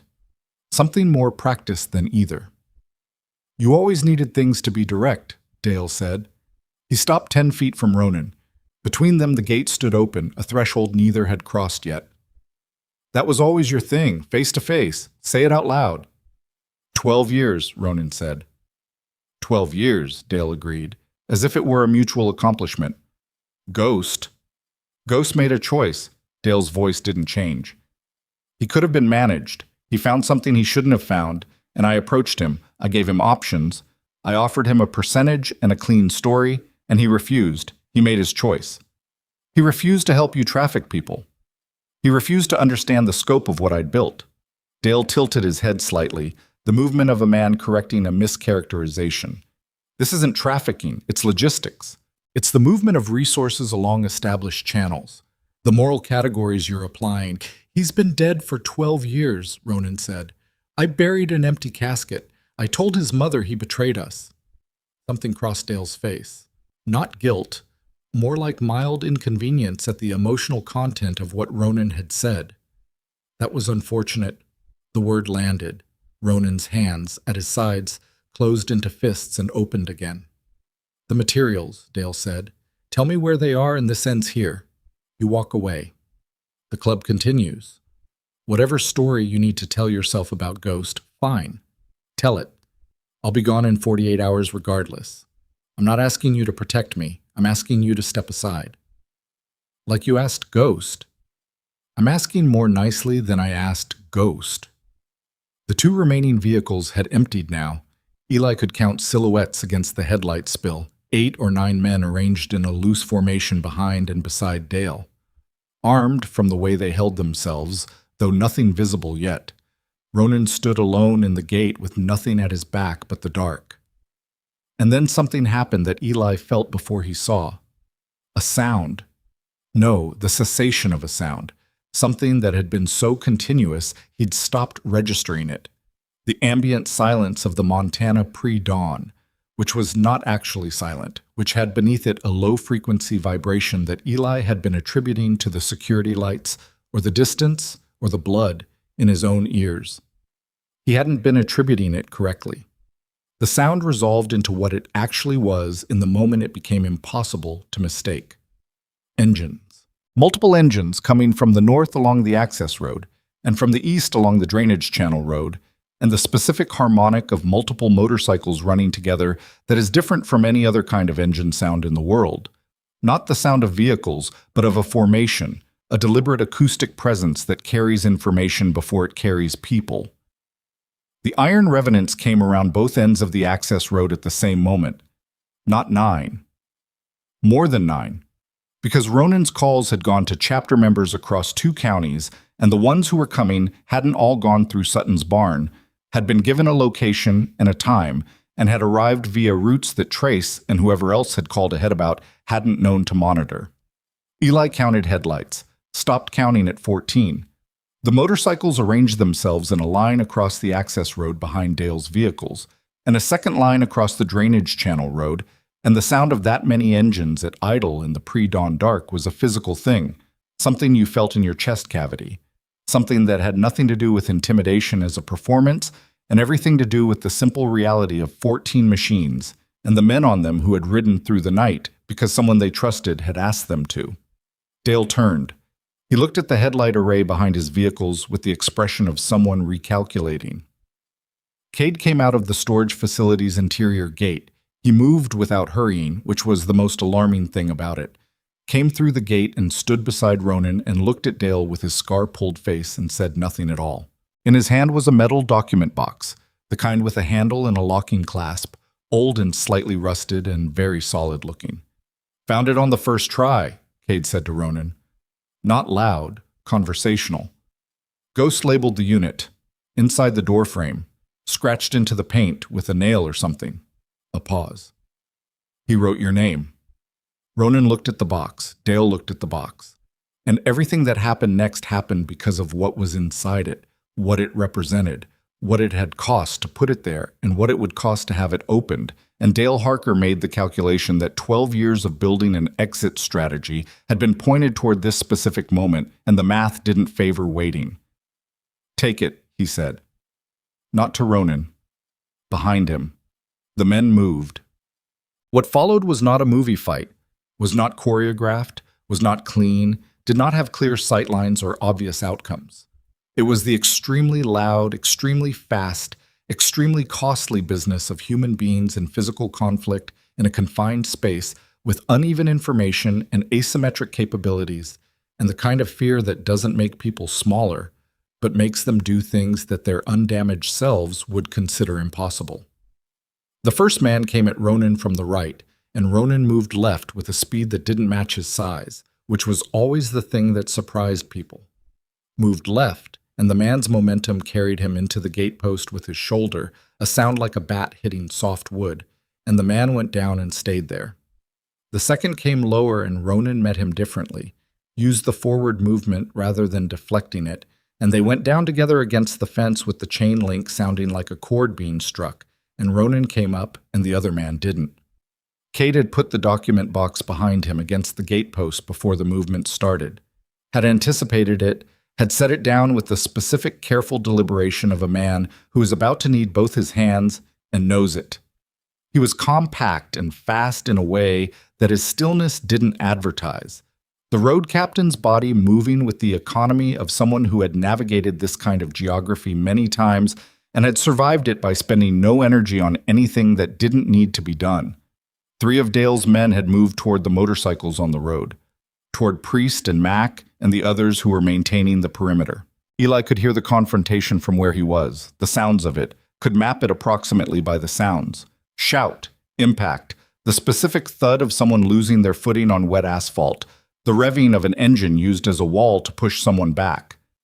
He didn't know where Dale was. That was the problem. He'd been watching Ronan, and he'd been watching Cade, and he'd been watching the perimeter, and he hadn't been watching Dale.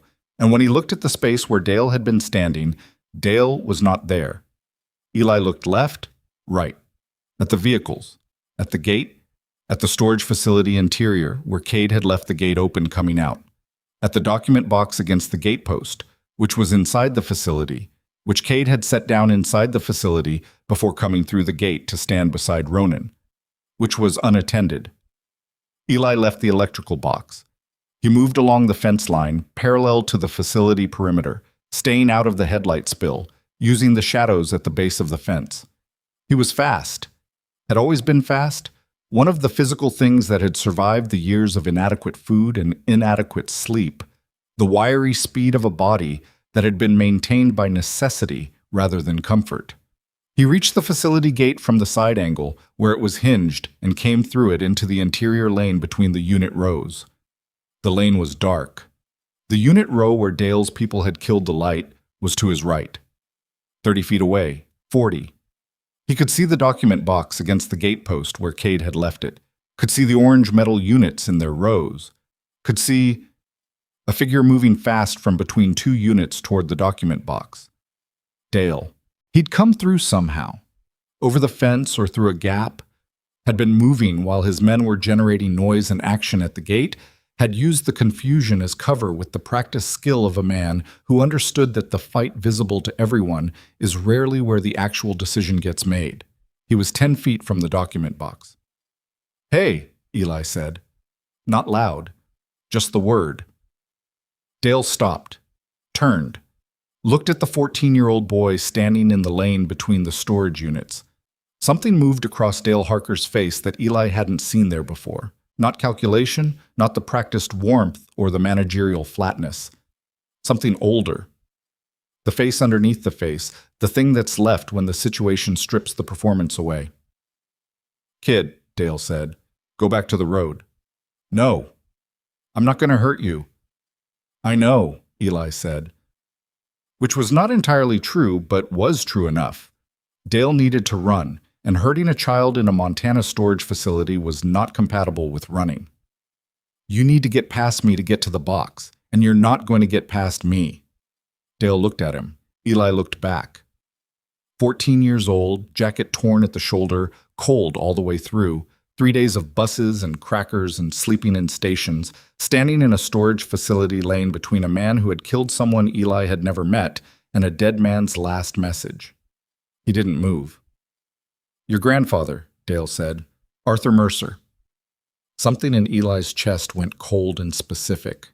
"You knew him," Eli said. "Knew of him. Ghost mentioned him, long before the end. Said he was a man who understood how to keep his head down and his mouth shut." Dale tilted his head. "He did. For 12 years he did. Never called anyone, never went to the police, never tried to open that floor." A pause. "I respected that." "He was waiting," Eli said. "He was waiting for the right time." "He was afraid." Dale said it without cruelty, as a fact, which was the correct response. He kept it for 12 years because he thought the right person would find it. Eli could hear the fight at the gate, still active but changing in quality, the sounds of it shifting toward something more organized, which meant the revenants were getting their footing. He kept it for me. He left me to find it because he trusted me to know what to do." "And do you?" Dale said. "Know what to do?" "Yeah," Eli said. "Stand here." Dale moved, not toward Eli, sideways toward the unit row, trying to angle around. Eli moved to block and Dale changed direction again, and for a moment they were doing the specific physics of two people in a lane where one is trying to get past and one is trying to prevent it, and the size differential was enormous, 40 years and 180 pounds, and Eli had known this was going to be the problem and had not found a solution to it in the 30 seconds he'd had to think. Dale's hand closed on his shoulder. The grip was controlled, not violent, the grip of someone who is moving an obstacle rather than hurting a person. He pushed Eli sideways, not hard enough to injure, hard enough to clear the lane. Eli grabbed Dale's cut. Both hands, the way you grab something you absolutely cannot let go of. The leather in his fists, the weight of it, the patches, and the hardware. And he held on with everything he had, and it wasn't enough. Dale was stronger, was larger, was pulling free with the steady, inexorable force of someone who is accustomed to making things happen. The document box was under Eli's foot. He hadn't planned it. He'd been moved sideways toward the gate post, and his foot had come down on it when Dale pushed him, and it was there. It was physical. It was the thing Dale needed, and Eli did the only thing available to him. He sat on it. Full weight, both hands still on Dale's cut, sat directly on top of the document box on the cold concrete of the storage facility lane. Dale looked at him. Eli looked up at him. "Get up," Dale said. No. The sounds from the gate had changed completely. Not the sounds of an ongoing fight, but of something concluded. The sounds of aftermath, men's voices, boots on wet asphalt. Dale heard it. His face did the thing again. The face under the face. The stripped performance. He looked at Eli on top of the document box, and he looked at the gate behind Eli, and he made the calculation. He turned. He ran. Not back toward the gate, into the unit rows, into the dark interior of the facility, toward the back fence. Eli didn't move from the box. Heard the sound of Dale's footsteps on concrete, rapid, receding, and then the clang of chain link as he hit the fence and the grunt of effort as he tried to scale it. Then other sounds. Boots, fast, from the gate. Cade came through first, bloodied at the cheek, moving without hesitation into the row where Dale had gone. Dex behind him. Trace was not with them, Eli noticed. Trace was not there. "Back fence," Eli said. Cade was already going. Ronan came through the gate last.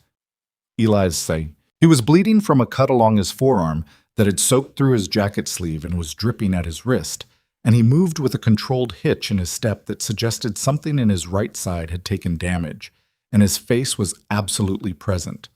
Not absent with shock or blurred with pain, completely present, the way it had been all night, the way it had been, probably, for a long time, the way some people's faces get when they have been to the outer limits of what they can endure and come back and know the territory.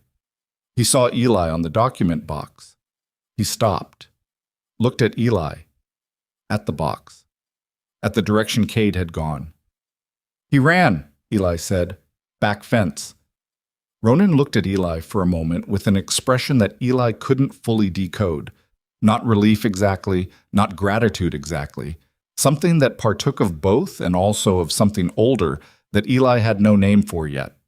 The look of a man who has been alone in a specific way for a very long time, recognizing that he is, in this moment, not. He moved past Eli toward the back of the facility. Eli stood up, picked up the document box, held it against his chest the way he'd held the backpack, the way he'd held every important thing in the last 3 days, pressed against his ribs, over his heart, where the heartbeat made it feel less like carrying and more like being connected to something. He followed. Tit. The back fence was an 8-foot chain link with a barbed wire run at the top. Dale had made it 3/4 of the way up before Cade had reached the fence, and what followed was brief and ugly in the specific way of things that can't be helped, and ended with Dale Harker on the ground on the facility side of the fence, with his hands held behind him by Dex, who was efficient and impersonal about it. Dale was breathing hard. His face was against the concrete. Ronan crouched down beside him, the space between them, between Ronan Graves and the man who had sat at his table for 20 years, who had attended Ghost Memorial, who had voted on club business and ridden club roads, and used everything the Brotherhood had built for 12 years of deliberate destruction. That space had a texture. Eli felt it from where he was standing, and he was not the one who had lived it. "The third call I made tonight," Ronan said, his voice was very quiet, "wasn't to club members." Dale turned his head slightly, cheek on the concrete. "Federal investigators," Ronan said. "The ones Ghost's evidence names in the coded sequence, not the criminals. The ones he documented as having received his information. The ones Dale blocked from receiving it 12 years ago by intercepting communications." He paused. "They've been waiting to have their hands on something actionable. Ghost built them a 12-year case. All they needed was the ledger." Eli thought about Priest in the barn, going through the ledger with his prosthetic hand, not just reading it, but transcribing it.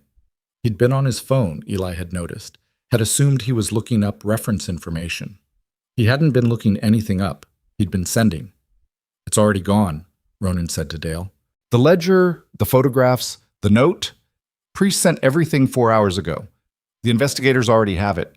The storage unit is—" He glanced at Eli, at the document box. "Whatever's in that box is the last piece. And it doesn't matter if you have it or not, because everything else is already in federal hands." He stood up, looked down at Dale. "It's over." Dale said nothing. His breathing slowed. Eli watched his face against the concrete and watched the calculation happen. Watched the man run the numbers one more time from a different starting position and reach the end that had been there all along, the one that Ghost had built for him 12 years ago with the specific patient craft of a man who understood that truth is slower than a lie, but more durable. "Ghost won," Dale said. Not question, not protest. "Yeah," Ronan said. "He did."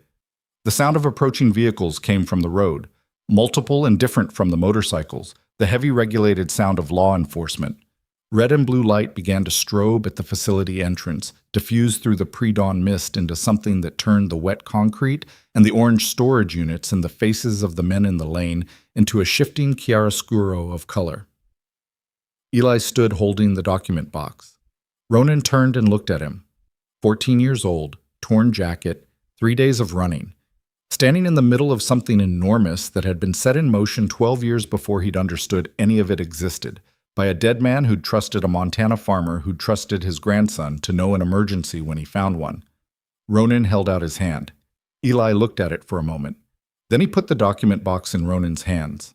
The thing that passed between them when the transfer happened was not nothing, was not simply the physical exchange of a metal box, was not reducible to the practical question of who should hold the evidence. It was the specific weight of something being returned to where it belonged, after a distance and a duration that no one should have had to travel, and both of them felt it, and neither of them said anything about it. The federal vehicles were at the gate now. Men in different configurations from the ones Eli had been watching all night. Different gear, different bearing, the specific institutional authority of people who carry the government's warrant rather than their own. Ronan looked at the gate, looked at Eli, looked at the box in his hands. "Stay close to me," he said. Eli did. They walked toward the light together. The boy who had carried a dead man's secret 300 miles and the president of a brotherhood that had been built on a lie and was about to find out what it looked like from the other side. And the morning was coming up behind the mountains in the east now, cold and gray and real, and the document box was in Ronan's hands, and inside it was everything Ghost had left behind. And the men at the gate had their weapons ready. And Dale Harker's network extended further than anyone in that facility knew yet. And one of the federal vehicles had a passenger in the back seat who had not been in federal custody when the night began, and who looked through the window at Ronan Graves with an expression that Ronan couldn't read at this distance. And when Ronan got close enough to read it, he stopped walking. Because the face in the vehicle was not a face he had seen in 12 years, and it was not a face he had expected to see again, and it was the face of a man who was supposed to be dead. Ronan stopped walking, and the world kept moving around him. The federal vehicles were emptying, men in jackets with agency letters on the back moving with the organized purposefulness of people executing a plan that had been in place longer than tonight. Dex and Cade were being approached, We're talking. We're producing identification and pointing toward the facility interior where Dale was still on the ground. The motorcycles at the perimeter were cutting engines one by one, the sound of the pre-dawn settling into a lower register, and the red-blue strobe light continued its mechanical indifference across every surface. Ronan stood and looked at the face in the vehicle window. Eli stood beside him and looked at the face, and then looked at Ronan's face and understood that whatever was happening in a register he didn't have full access to, in the specific frequency between a man and something he had stopped believing was possible. The vehicle door opened. The man who got out moved carefully, not the careful of someone managing fear, but the careful of someone managing a body that had been managed carefully for a long time, that had healed wrong in certain places and right in others, and required attention in the way of old damage that has become structural. He was perhaps 45, lean in the way of someone who had been thinner and rebuilt himself, with hair that had gone fully gray at the temples and a beard that was several days past deliberate. He wore civilian clothes, dark jacket, jeans, boots, and a federal escort who stayed 2 steps behind him and slightly to the left with the bearing of someone whose job was adjacency rather than control. He looked at Ronan. His eyes were dark, set deep, carrying something that Eli recognized from Ronan's eyes, but differently arranged. Where Ronan's carried 12 years of controlled weight, this man's carried 12 years of a different kind of endurance, the kind that comes from surviving something that was supposed to be unsurvivable and not being entirely sure what to do with that afterward. "Ronan," he said. His voice was different from what Eli would have expected, quieter, rougher, the voice of someone who had spent a significant period not using it much. Ronan said nothing. He looked at Nathan Callahan, at Ghost, who was not dead, who had not been dead, who was standing in a storage facility parking lot in Great Falls, Montana at 5:40 in the morning with a federal escort and 12 years of absence on his face. And he said absolutely nothing for a long time. "I know," Ghost said. "You don't," Ronan said. "I know what it looks like from where you're standing. You've been alive." Ronan's voice was controlled with the effort of someone gripping something that wants to move. 12 years. In protective custody for 11 of them. 1 year, Ghost paused. 1 year, I wasn't in custody. I was in a hospital outside of Billings under a name I'd borrowed from a gravestone, and I couldn't contact anyone because Dale had eyes on everything the club touched. And the moment I surfaced, I buried an empty casket, Ronan said. Ghost absorbed that. "I told your mother," Ronan said.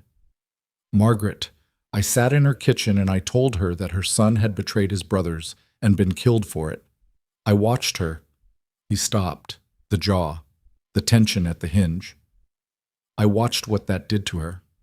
Ghost's face did something that wasn't performance and wasn't managed.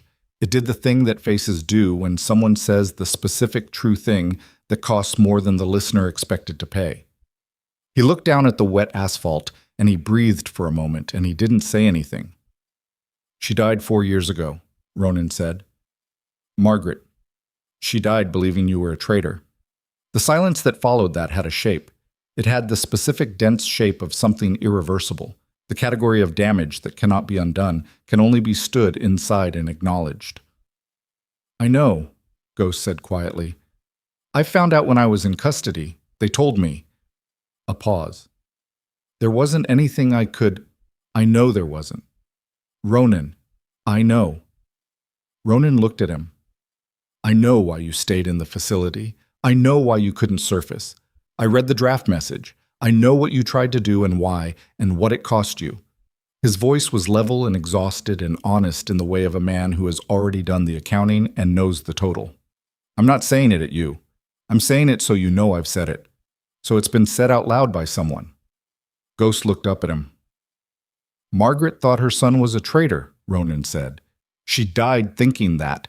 That's a true thing, and it happened, and saying it doesn't change it, and not saying it doesn't change it." He breathed. "But she's going to have a different story now, a public record, a name that means something different than what Dale made it mean." His jaw worked once. "I can't give her that, but I can make sure it exists." Ghost held his gaze for a long moment. Then he reached out and put his hand on Ronan's arm. Not a grip, not an embrace, just a hand on an arm, The gesture of someone who has been without physical contact with anyone they trust for a very long time and is moving back toward it carefully, the way you move back toward something that once burned you, even knowing the fire is out. Ronan put his hand over Ghost's. Neither of them moved for a moment. Eli looked away, looked at the storage facility's orange units, at the security light that Dale's men had killed and that still wasn't on, at the document box that Ronan had set on the ground beside him at some point without Eli noticing, looked at the eastern sky where the gray was warming almost imperceptibly toward the suggestion of something else. He didn't look back until he heard Ronan move. The next 4 hours were institutional. Statements, identification. A federal agent named Carver, mid-40s, sharp-faced, the kind of tired that comes from working a case for longer than is professionally comfortable, who sat across from Eli in the back of a mobile command vehicle with 2 cups of gas station coffee and a digital recorder and went through everything with the methodical patience of someone who already has most of the picture and is checking the edges. Eli told it straight. All of it, from the farmhouse floor to the bus depot, to the barn, to the storage facility, in the order it happened, without embellishment. Carver listened and occasionally asked a clarifying question and occasionally stopped the recorder to write something on a pad. And when it was done, he looked at Eli for a moment with an expression that existed somewhere between professional assessment and something more personal. "You're 14, Carver said. "Yes." "Your legal guardian situation is complicated," Eli said. "That's the word I'd use." Carver looked at his pad. "You have a great uncle in Florida who declined. He said he couldn't take the responsibility. We'll need to make some calls. County Social Services in Spokane has an open file." Eli looked at his coffee cup. He'd been holding it for warmth more than drinking it. The coffee was bad in the specific way of coffee that has been sitting too long in a machine designed for convenience rather than quality, and it was the best thing he could imagine right now. The physical fact of the warmth of it through the paper cup against his palms. "Okay," he said. Carver looked at him for a moment longer. "You did something extremely dangerous." "I know." "You also did something that closed a case we've been building for 6 years, with the last 18 months going nowhere." Carver set his pen down.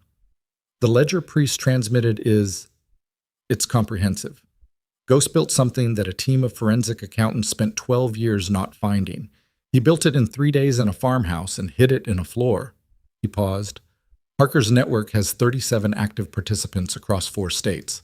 We'll have the full picture within the week." Eli nodded. "Your grandfather," Carver said. "Arthur Mercer." Eli looked up. "He was on our radar, peripherally. We knew Ghost had a civilian contact in Settlers Creek, someone who had provided transport support once, early in Ghost's investigation. We never identified him." Carver's voice was careful, informational, giving Eli something rather than investigating for something. "He was never in any legal jeopardy. He wasn't complicit in anything criminal. He simply held something, held it for a long time." "He knew it was important," Eli said. "He clearly did. He didn't know what to do with it." "That's a hard position to be in," Carver said, "holding something that matters and not knowing when or how to use it." He picked up his pen. "He raised you, from what the file says. From when I was 9. Then he knew who to trust it to." Eli looked at his coffee cup again. He was not going to cry in the back of a federal mobile command vehicle in a storage facility parking lot in Great Falls at 6 in the morning. This was a decision he made with the full authority of 14 years of practicing not crying in front of people who hadn't earned it. "Yeah," he said. "I think he did. Dale Harker was processed and transported before the sun fully cleared the mountains. Eli watched the vehicle leave from where he was sitting on the storage facility's front curb outside the gate now, with his backpack between his feet. The oilcloth was inside it, empty now, everything removed by Carver's team, documented and bagged and labeled.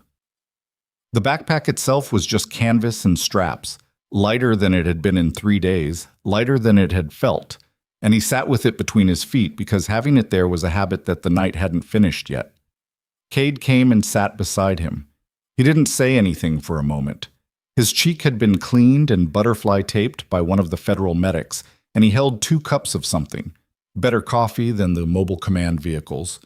From somewhere, it smelled like a machine that had been maintained within the last decade. He handed one to Eli. Eli took it. "Where's Trace?" Eli said. "Federal custody." Cade sipped his coffee. He called Dale from the road, like Ronan thought. Dale had already redirected his people here by the time we arrived. A pause. Trace had been on Dale's payroll for 3 years, recruited right after Dale's operation started contracting felt. Dale needed eyes inside the chapter for the exit. Another pause. "He'll cooperate. He doesn't have the spine for the alternative." Eli nodded. "Ghost," Eli said. Cade looked at the facility gate. At nothing. "Yeah. Is Ronan okay?" "No." Cade said it matter-of-factly, without alarm.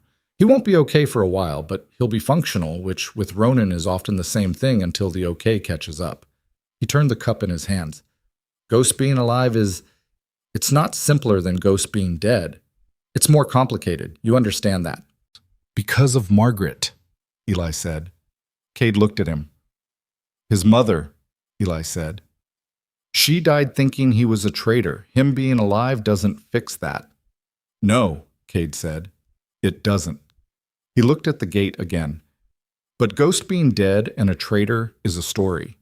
Ghost being alive and vindicated is a different story.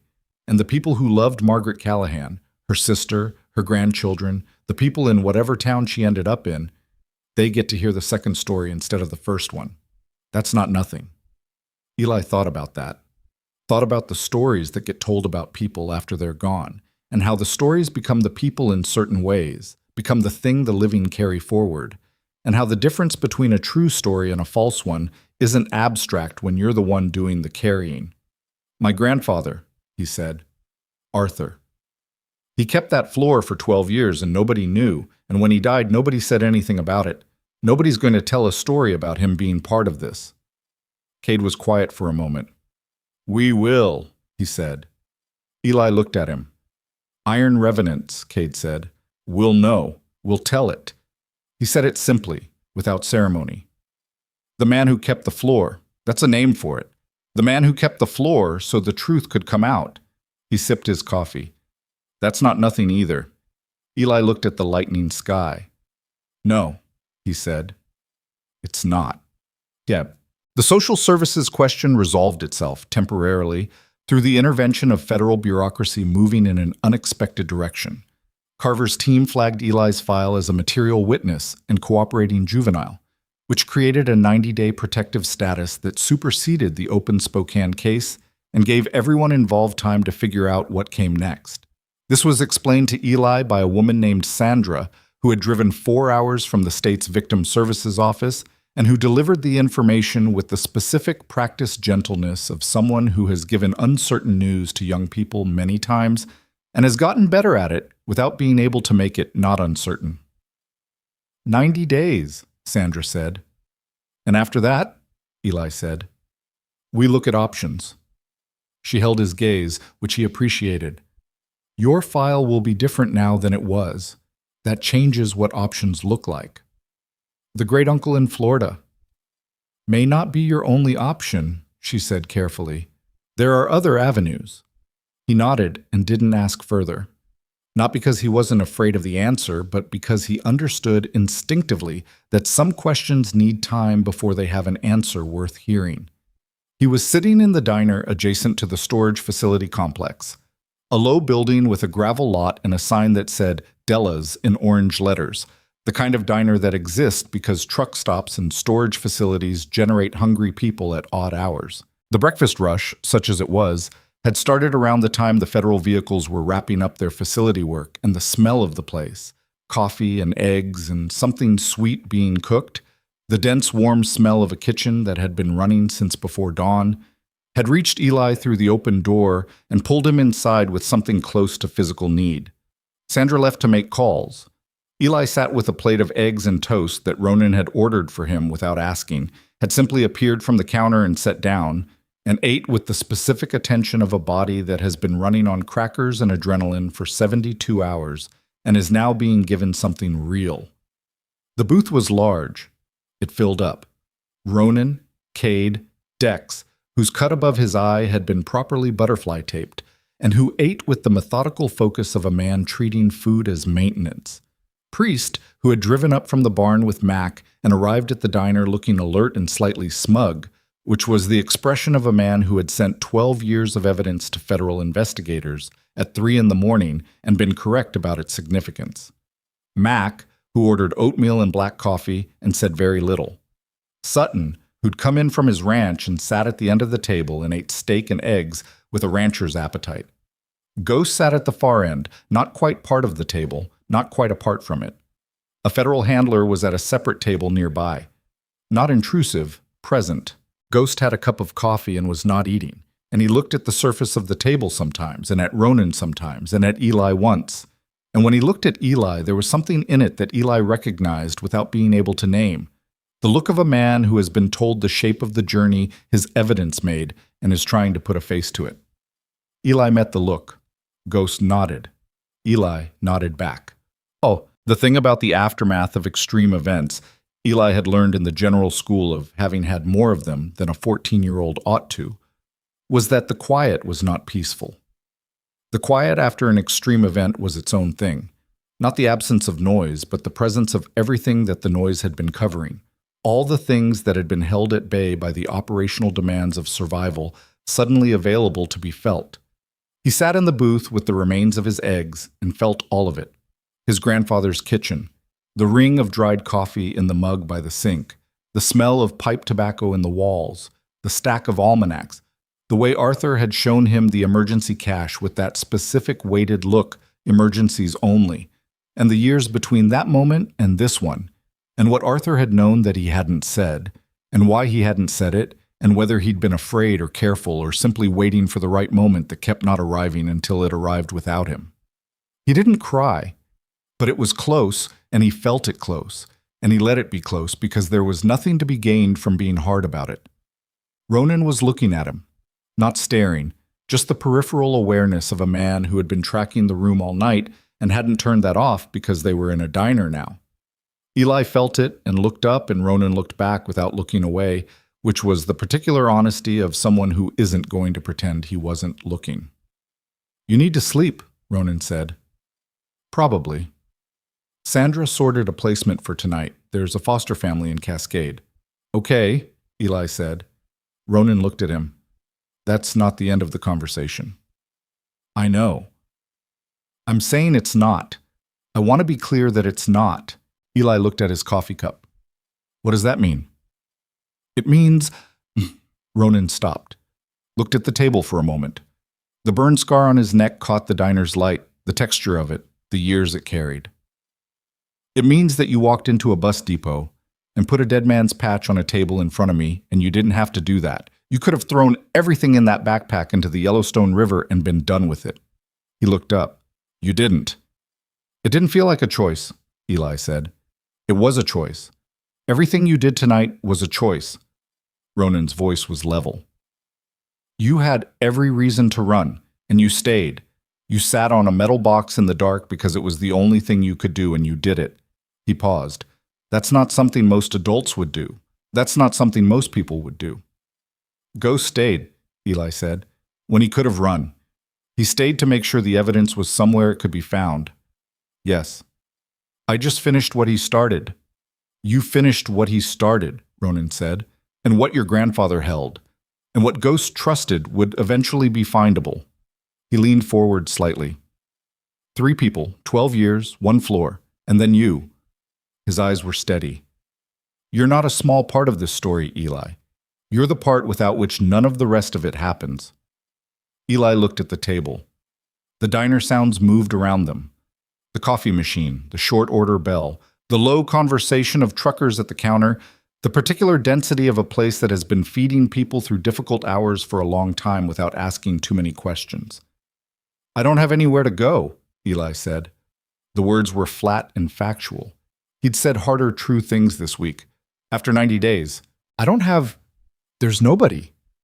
"There's nobody right now," Ronan said. "That's different from there being nobody." Eli looked up. Ronan held his gaze. The club has a legal guardian process, Ronan said, for members' children, for kids connected to members. It exists because this life creates situations where kids end up without.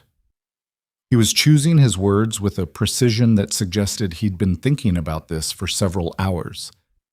It's not simple, and it's not fast, and it goes through proper channels because it has to.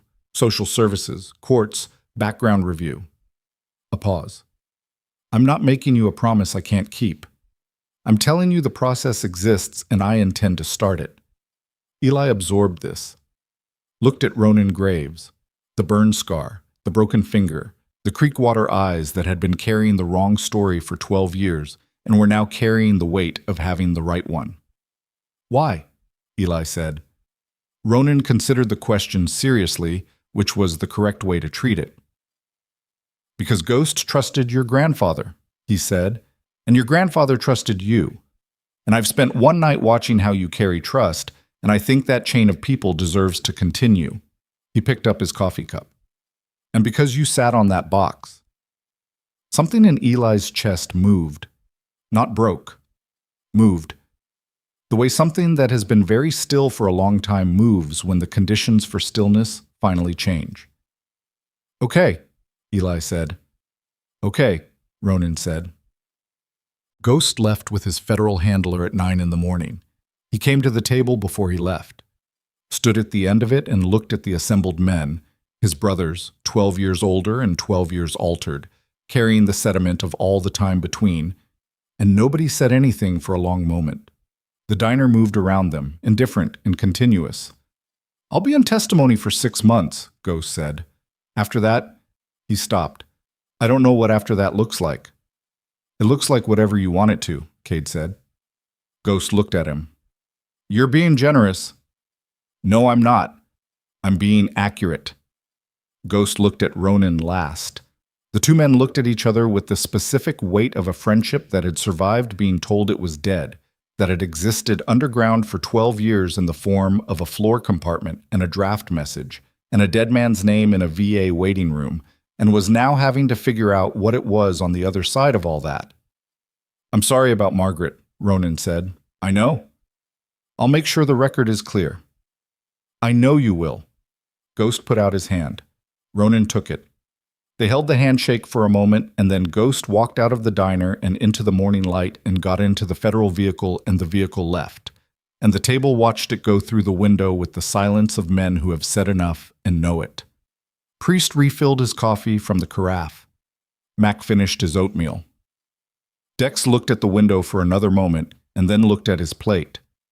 The bell above the diner door rang as a trucker came in from the lot, and the short-order cook called something to the waitress, and the coffee machine ran its cycle. And the diner was a diner again, and the morning was the morning. Eli slept in the back of Sutton's truck on the drive to Cascade. Not a managed sleep, a real one. The kind that happens when a body has been pushed past its limit, and the moment safety arrives, the body simply takes what it needs without asking. He was asleep before they cleared the storage facility lot, and didn't wake when the truck turned north onto the county road, and didn't wake when they passed through the edge of Great Falls, and didn't wake for 2 hours after that. When he woke, they were parked outside a house on a residential street. Modest, white siding, a pickup in the driveway, a dog lying on the porch in the early autumn sun. Sutton had the engine off and was sitting quietly, not waking him, which was a specific kind of consideration that Eli registered even through the fog of interrupted sleep. We're here, Sutton said when he saw Eli's eyes open. Eli sat up, looked at the house.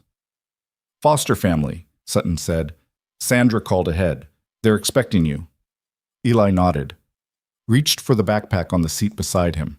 The empty oilcloth backpack, lighter than it had been, which was not the same as light. Sutton put his hand on Eli's shoulder before he opened the door. Not for long, just the contact of it, the weight of a hand that had no particular relationship to Eli except that they'd been in a barn together at 4 in the morning and had both come out the other side. Ronan means what he says, Sutton said. When he says he'll start a process, he starts it. He's not a man who says things he doesn't mean. I know, Eli said, just so you know. I know. He got out of the truck. The air in Cascade was cold and clear in the specific way of Montana autumn that hadn't committed to winter yet, but was making its preparations. The dog on the porch lifted its head and looked at him without barking. A woman came to the screen door and opened it and stood in the doorway, mid-50s, solid, with the kind of face that had been welcoming frightened children for long enough that it had become the natural set of her features. "Eli," she said. "Yes, ma'am." "I'm Carol." She held the door. "Come in. Are you hungry?" He thought about the eggs at the diner, the soup in the barn, the crackers in Missoula. Thought about the last 3 days and the last 3 weeks before them and the last 3 years before that. "Yes," he said. "Thank you." He went inside. 3 weeks later, on a Saturday in mid-October that was the specific kind of cold that precedes the first serious snow, the Iron Revenants gathered at a property outside Cascade for what Priest called an informal chapter assembly, and what everyone else understood to be something the club hadn't held in 12 years, and was holding now because it was time. They gathered under a sky that was the pale, hard blue of Montana autumn. 42 men from the various chapters, most of whom had ridden through the cold, their bikes filling the gravel lot in rows, chrome and leather and engine heat in the morning air. Some of them Eli didn't know. Some of them were men he'd seen at Sutton's barn or at the storage facility. Some of them were men he'd heard about in the 3 weeks of conversations with Ronan that had happened in the form of brief check-in calls, and one afternoon when Ronan had driven to Cascade with no particular stated purpose and ended up staying 4 hours and eating Carol's pot roast with the expression of a man who hadn't eaten someone else's home cooking in a long time. The property had a barn and an open area and a flagpole, and near the flagpole there was now something new. A shadow box mounted on a post, the kind they make for military service members, wood-framed and glass-fronted, and inside it was Ghost's recovered back patch. The embroidered Iron Revenant centerpiece, the leather still darkened with age, the thread on the inside still carrying the coded message that had started all of it. Under the patch, on a small card in Priest's precise handwriting, Nathan Ghost Callahan. Lost by betrayal. Returned by courage. The club gathered around it without being organized into gathering. Ronan stood at the front, but not in the way of a man making a speech, more in the way of a man who is the appropriate person to stand in a particular place at a particular moment and understands this and is standing there. He didn't say much. He said, "Ghost didn't betray us. He died, or we believed he died, trying to protect us. The man responsible has been arrested and will be prosecuted, and the full record of what happened 12 years ago is now in the hands of federal investigators. Ghost is alive. He's in protective testimony, and when that's done, his patch is waiting for him. And until then, this is where it stays." He said, "The man who held the evidence for 12 years was a civilian in Settlers Creek named Arthur Mercer, who is also gone now, and we're going to add his name to the record of people this club owes its continuity to, because that's what we do with people we owe." He said, "The person who found the evidence and brought it to us is here today." He looked at Eli. 42 men looked at Eli. Eli stood at the edge of the gathering with his hands in his jacket pockets and felt the weight of it. Not oppressive, not a burden. Something warmer than that. The specific weight of being seen by people who have decided to see you, which is different from being noticed. Ronan crossed to him. He was carrying something. Eli hadn't seen him pick it up, but he was carrying it now. A small patch, not a back patch, not a centerpiece, not anything with the club's formal insignia. Something smaller. Eli looked at it as Ronan held it out. It was a simple patch, roughly made, leather-backed, without the embroidery precision of the club's official pieces. Hand-stitched by someone who was competent but not a professional. It showed a single image, a key, the old-fashioned kind, simple in outline, and under it 2 words, floorkeeper. Eli looked at it, looked up at Ronan. "It's not a membership patch," Ronan said. "You're 14. Membership isn't something we offer to 14-year-olds, and it's not something I'm offering you now." He held the patch in his large scarred hands, the broken finger hand and the burn scar wrist. "It's a name. For what you did, and for what your grandfather did before you." He paused. "And it's a standing invitation. To this property, to these people, To whatever we can be to you going forward, for as long as you want it. Eli looked at the patch. The key stitched into it. The key from the floor compartment. The key from Arthur Mercer's house. The key that had traveled from a dead man's hands to a farmhouse floor, to a boy's backpack to a federal evidence bag, and was now, in this form, being handed back to him. He took the patch. It was lighter than he expected. Lighter than the backpack had been. Lighter than the oilcloth. Lighter than 3 days on buses. Lighter than the document box. Lighter than all of it. Just leather and thread and the weight of what it meant, which was considerable and which he was going to carry differently from how he'd carried everything else. Not pressed against his ribs, not shielded against his chest. He held it in his hands, like something he'd been given, which was what it was. "Thank you," he said. Ronan looked at him for a moment. Then he put his hand on Eli's shoulder, and the touch was brief and direct, and said the rest of what there was to say, which was, "You're here, you're not alone, the cold outside is the cold outside, and you're on this side of it now." Around them, the iron revenants began to move toward their bikes. Engines started, one, then another, then all of them, the specific harmonic of the group building from individual sounds into the collective note that was different from any of its parts. Eli stood and felt it in his chest, the vibration of it, not unpleasant, not frightening. The way a frequency can be large enough to feel without being large enough to knock you down, if you've learned to stand inside it instead of bracing against it. Cade pulled up beside him on his bike, engine idling, and looked at the patch in Eli's hands. "Priest made it," Cade said. "You should know that. He spent 2 evenings on it. Said he'd lost enough things to bad record keeping, and he wasn't going to lose this one." Eli looked at the key stitched into the leather. "Tell him thank you," he said. "Tell him yourself." Cade nodded toward the far end of the lot where Priest was pulling his bike around, prosthetic hand on the grip, white hair bright in the October light. "He's riding out today. You can catch him." Eli looked at Cade. "Go," Cade said. Not unkindly. The way you say go to someone who has earned the right to move toward rather than away. Eli went. He walked across the gravel lot with the patch in his hand and the cold air on his face and the sound of 42 motorcycles around him, which was not the sound of danger and not the sound of comfort, but the sound of something in between, something for which there was no single word. The sound of people who had chosen each other in the specific way that happens after the world has made clear it isn't going to help. The sound of the only kind of family that gets built from scratch, in the dark, out of the parts that were left over after everything else fell apart. He reached Priest and said thank you, and Priest looked at the patch and then at Eli and said, "It's accurate," in the tone of a man who considers accuracy the highest available praise, and pulled out of the lot. Eli watched him go. Watched them all go.